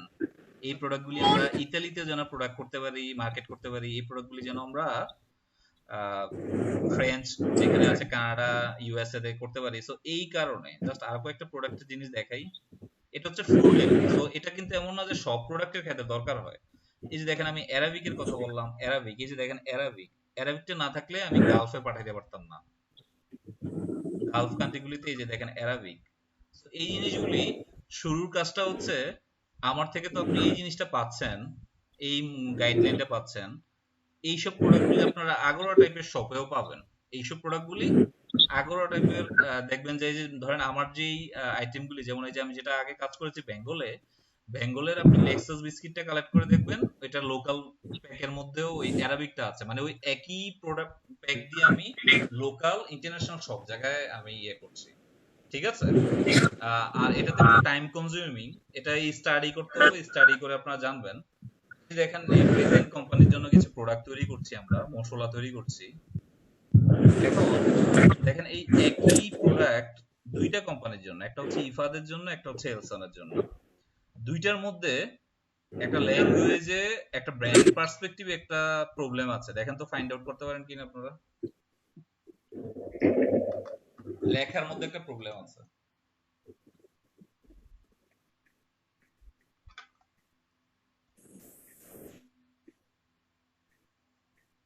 জি স্যার, ইংলিশ বাংলা বলেন তো ভাইয়া। একটা বাংলা, একটা ইংলিশ, ইটালি। আর ব্র্যান্ড পার্সপেক্টিভে নিচে হলুদ প্রবলেম আছে, ব্র্যান্ড পার্সপেক্টিভে মানে আমার বায়ার, এটা একদম জেনুইন কোনো প্রবলেম না, বাট আমার বায়ার একটা কমপ্লেইন দিয়েছে আমাকে, আমি সেই কমপ্লেইনটা শেয়ার করি। এটা যখন আমার ডিজাইনার আমাকে দিয়েছে, সো আমি এটা কয়েকটা বায়ারকে আগে ক্রস চেক করাই আমরা। এই কাজটা কিভাবে করেছি আমি একটু বলি আপনাকে। এই দুইটা কোম্পানি, এখানে যিনি কাজ করে উনিও আমার ফ্রেন্ড, ঠিক আছে, উনি আমার ফ্রেন্ড, উনি এক্সপোর্ট দেখে আমিও এক্সপোর্ট দেখি, আমরা দুইজন কি করলাম একটা সোর্স থেকেই এই মশলাটা কালেক্ট করলাম, একটা সোর্স থেকে। আমার কোম্পানি কিন্তু মশলা নাই। সো আমার বায়ার চাচ্ছে যে তুমি আমাকে মশলা দাও, তাহলে আমার জন্য ভালো হবে। সো আমরা দুইজন কি করলাম, শুধু জারটা কালেক্ট করলাম, কালেক্ট করে ওই সোর্স থেকে মশলা নিলাম, দিয়ে এটাকে একটা লেভেল তৈরি করে ফেললাম, ঠিক আছে। এইভাবে আমরা এক্সপোর্ট করে দিচ্ছি। মাহবুব ভাই এটা জানে যে একজন আছেন ইনি, উনি অলরেডি স্পাইস এক্সপোর্ট করে। তো এখানে আমার একটা বায়ারের একটা প্রবলেম ছিল ব্র্যান্ড পার্সপেক্টিভে। সে আমাকে বলল যে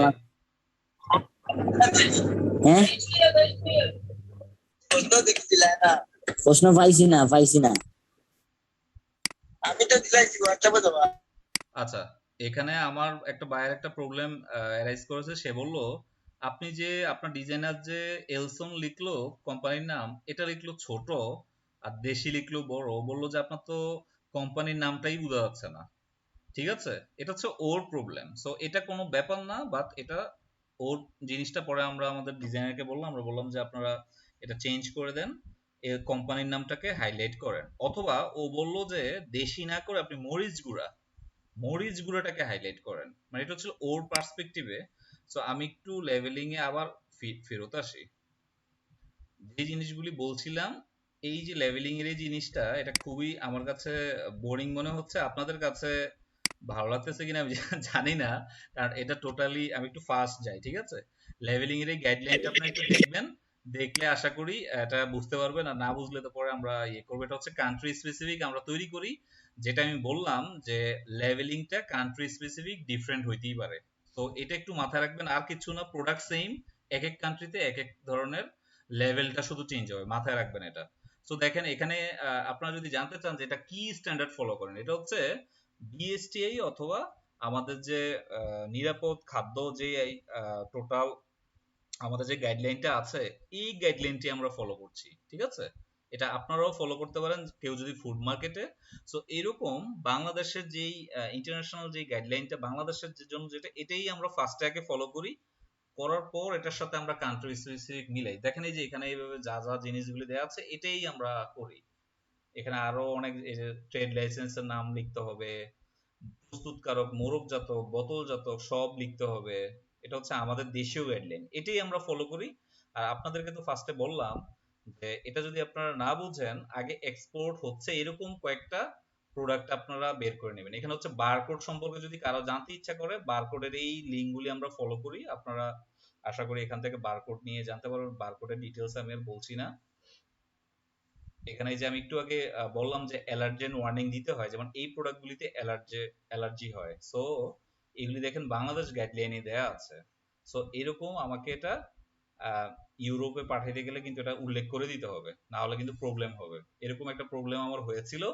আমি ধরেন আয়ারল্যান্ডের প্রোডাক্ট পাঠালাম, আমার বিস্কিট, আয়ারল্যান্ডের বিস্কিটের মধ্যে লেখা ছিল এই যে দেখেন দুগ্ধ জাতীয় আইটেম যদি থাকে এটা উল্লেখ করে দিতে হবে, না হলে কিন্তু কাস্টমস, সো এর কারণে এটা অ্যালার্জি তৈরি করে।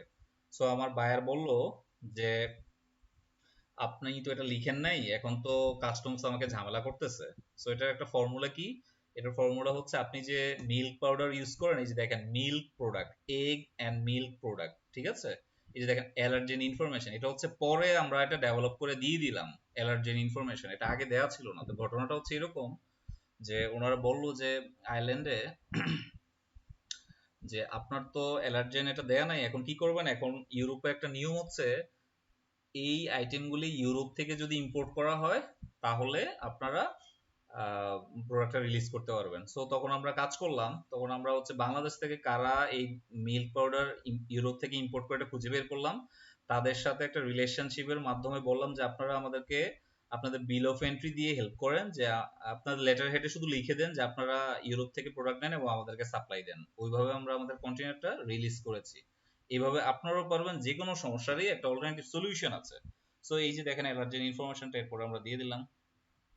এটা হচ্ছে নন ভেজ অথবা ভেজ, ঠিক আছে? এই ধরনের দেখবেন যে আপনারা প্রোডাক্টে দেখেছেন কিন্তু এভাবে কখনো কল্পনা করেন নাই। এই যে দেখেন একটা চিপসের মধ্যেও লেখা আছে, এই যে দেখেন এই সাইনগুলি দেয়া আছে, কোনটা ভেজিটেরিয়ান কোনটা নন ভেজিটেরিয়ানের জন্য, হয়তো আপনারা খেয়াল করেন নাই কখনো। এটা হচ্ছে ওষুধের কিছু গাইডলাইন, যে কন্টেইনার গুলি কিভাবে ফিল আপ করতে হয় এটা আমি বলছি না এখন। এখানে লেভেলিং এ একটা জিনিস শেয়ার করি যেটা আপনাদের একটু ভালো লাগবে, সেটা হচ্ছে দেখেন একটা প্রোডাক্ট, এই দেখেন কি লিখলাম, imported by half hour trading establishment, এই যে সৌদি আরব বায়ারের ডিটেইল, ম্যানুফ্যাকচারিং ডেট অ্যারাবিকে দেয়া আছে, নেট ওয়েট অ্যারাবিকে দেয়া আছে, এক্সপায়ারি ডেট অ্যারাবিকে দেয়া আছে। এটা হচ্ছে আমার সৌদি আরবে যাওয়া একটা কোডিং করা, এই জিনিসটা আমরা আমাদের প্রোডাক্টের মধ্যে আমরা শুধু কোডিং করে দিই। এক্সপোর্টে এই কাজটাই এক্সট্রা করতে হয়, ঠিক আছে? এই ম্যানুফ্যাকচারিং ডেট, শেলফ লাইফ আর কে ইম্পোর্ট করছে তার বিষয়টা শুধু আমরা কোডিং করে দিচ্ছি।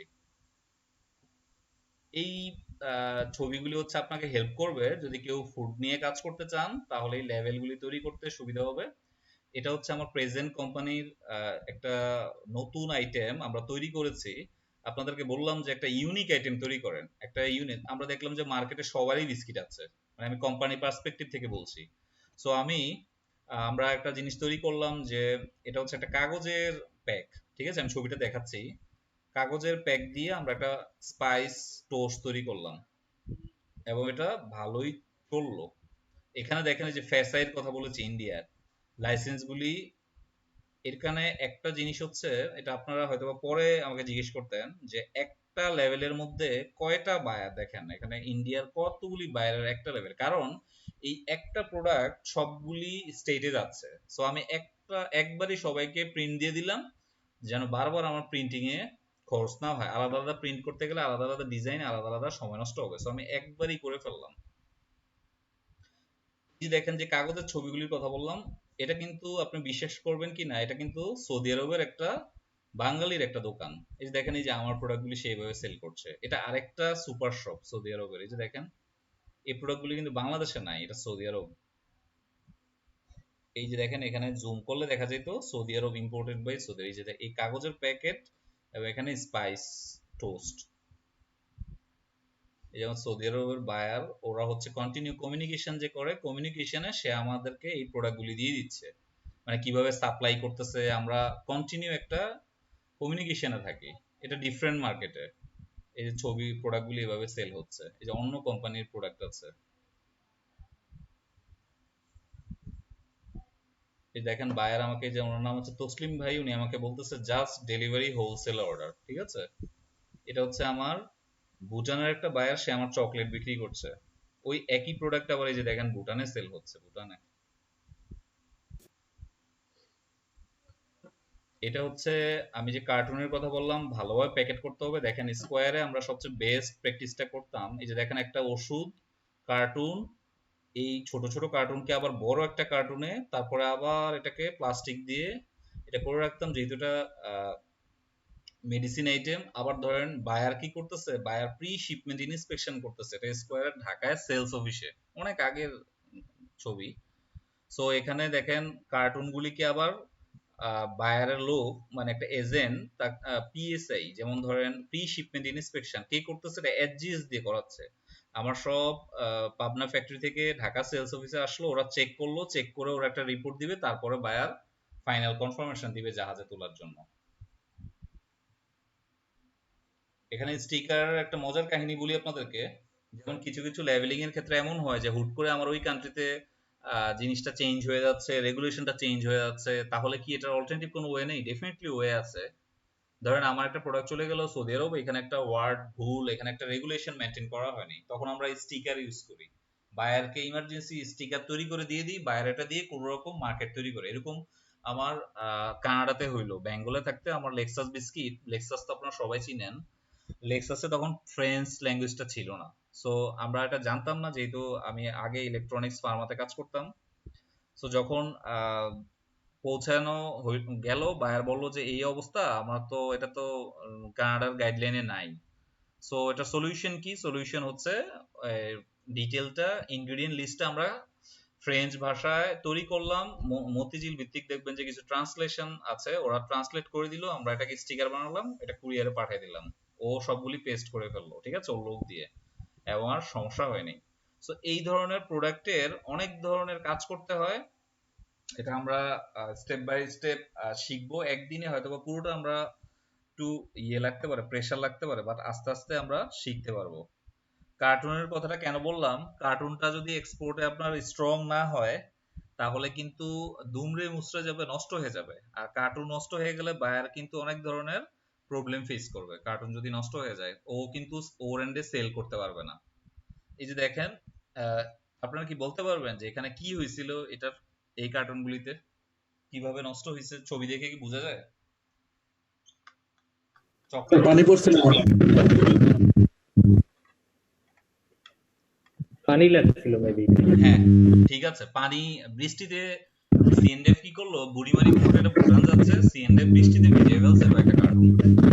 আলটিমেটলি ওর হাত থেকে পড়ে আর একটা রাফ করে আমরা শিপমেন্টে দেখাবো লোডিং আনলোডিংটা কত স্মার্টলি করতে হয়।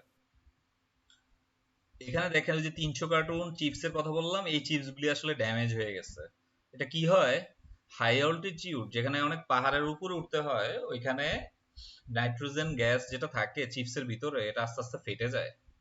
ঠিক আছে, চিপস গুলি। আরেকটা কারণ ছিল যে কার্টুন গুলি দেওয়া হয়েছিল, চিপস নরমালি আমরা পলি ব্যাগে দিই, বায়ারের রিকোয়েস্টে আমরা কি করলাম, কার্টুন দিলাম, কিন্তু দেখেন আমার ফ্যাক্টরি কি করলো, পাতলা কার্টুন দিল, সব কার্টুন নষ্ট হয়ে গেল, চিপসও নষ্ট হইলো, কার্টুন নষ্ট হইলো। এটা দেখালাম আপনাদেরকে কার্টুনটা, এটা একটা বিচ্ছিন্ন ঘটনা, 100 শিপমেন্টের মধ্যে একটা এরকম হবেই। সো আপনাকে এইভাবে কেয়ারফুল থাকতে হবে, ঠিক আছে। এখানে একটা স্টোরি না, হচ্ছে আমারও এরকম হয়েছিল। মাহবুব ভাই, হ্যাঁ এটা কন্টিনিউ একদম, মানে বিশেষ করে সিএনএফ লোডিং আনলোডিং এর বিষয়টা। এখানে একটা ছবি দেখতে পাচ্ছেন, এগুলো খুব জি করে না। জি জি জি। আচ্ছা, এখানে করোনার মধ্যে একটা কোরবানি ঈদের সময় একটা ঘটনা আমি বলি। এখানে ভিডিওটা হয়তো আপনারা দেখতে পারবেন না, এই কারণে আর দিচ্ছি না, এটা পরে ইয়েতে দেখাবো।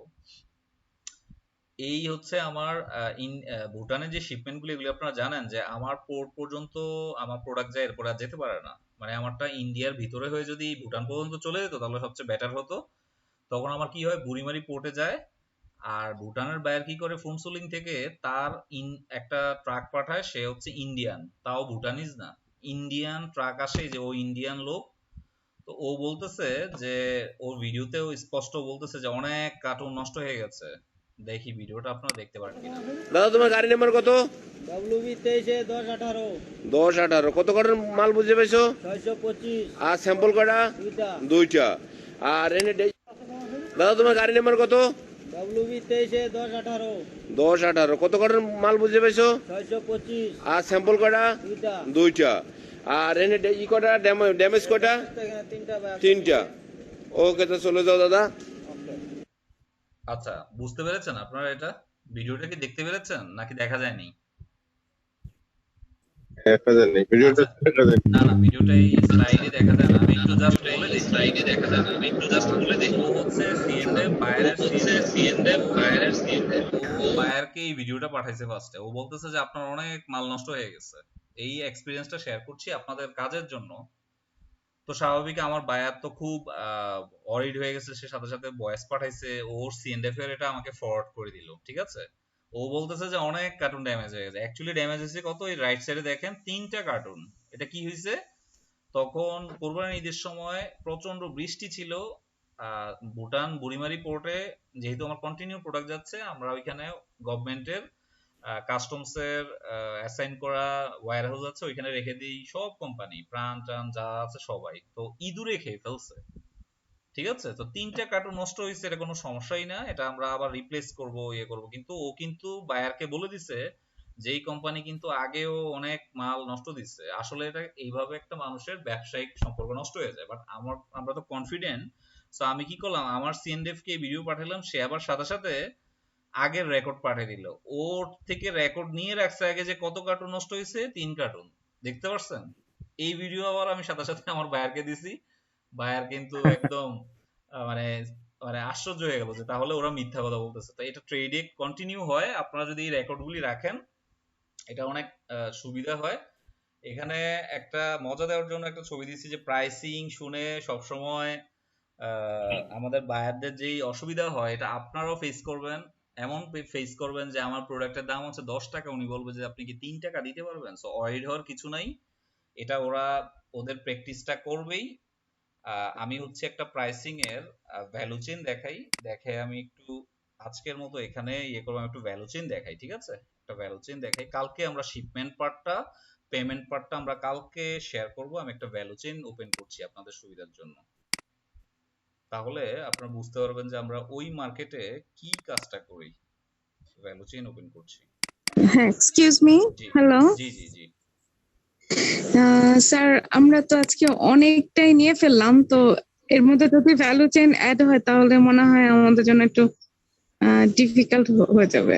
আমি তো চাচ্ছিও না, আমরা চাচ্ছি যে কালকে শেয়ার করতে। আজকে যেতটুকু আমরা তাহলে কনক্লুড করি এবং একটু ডিসকাশন করি আজকের সেশনটা, ঠিক আছে।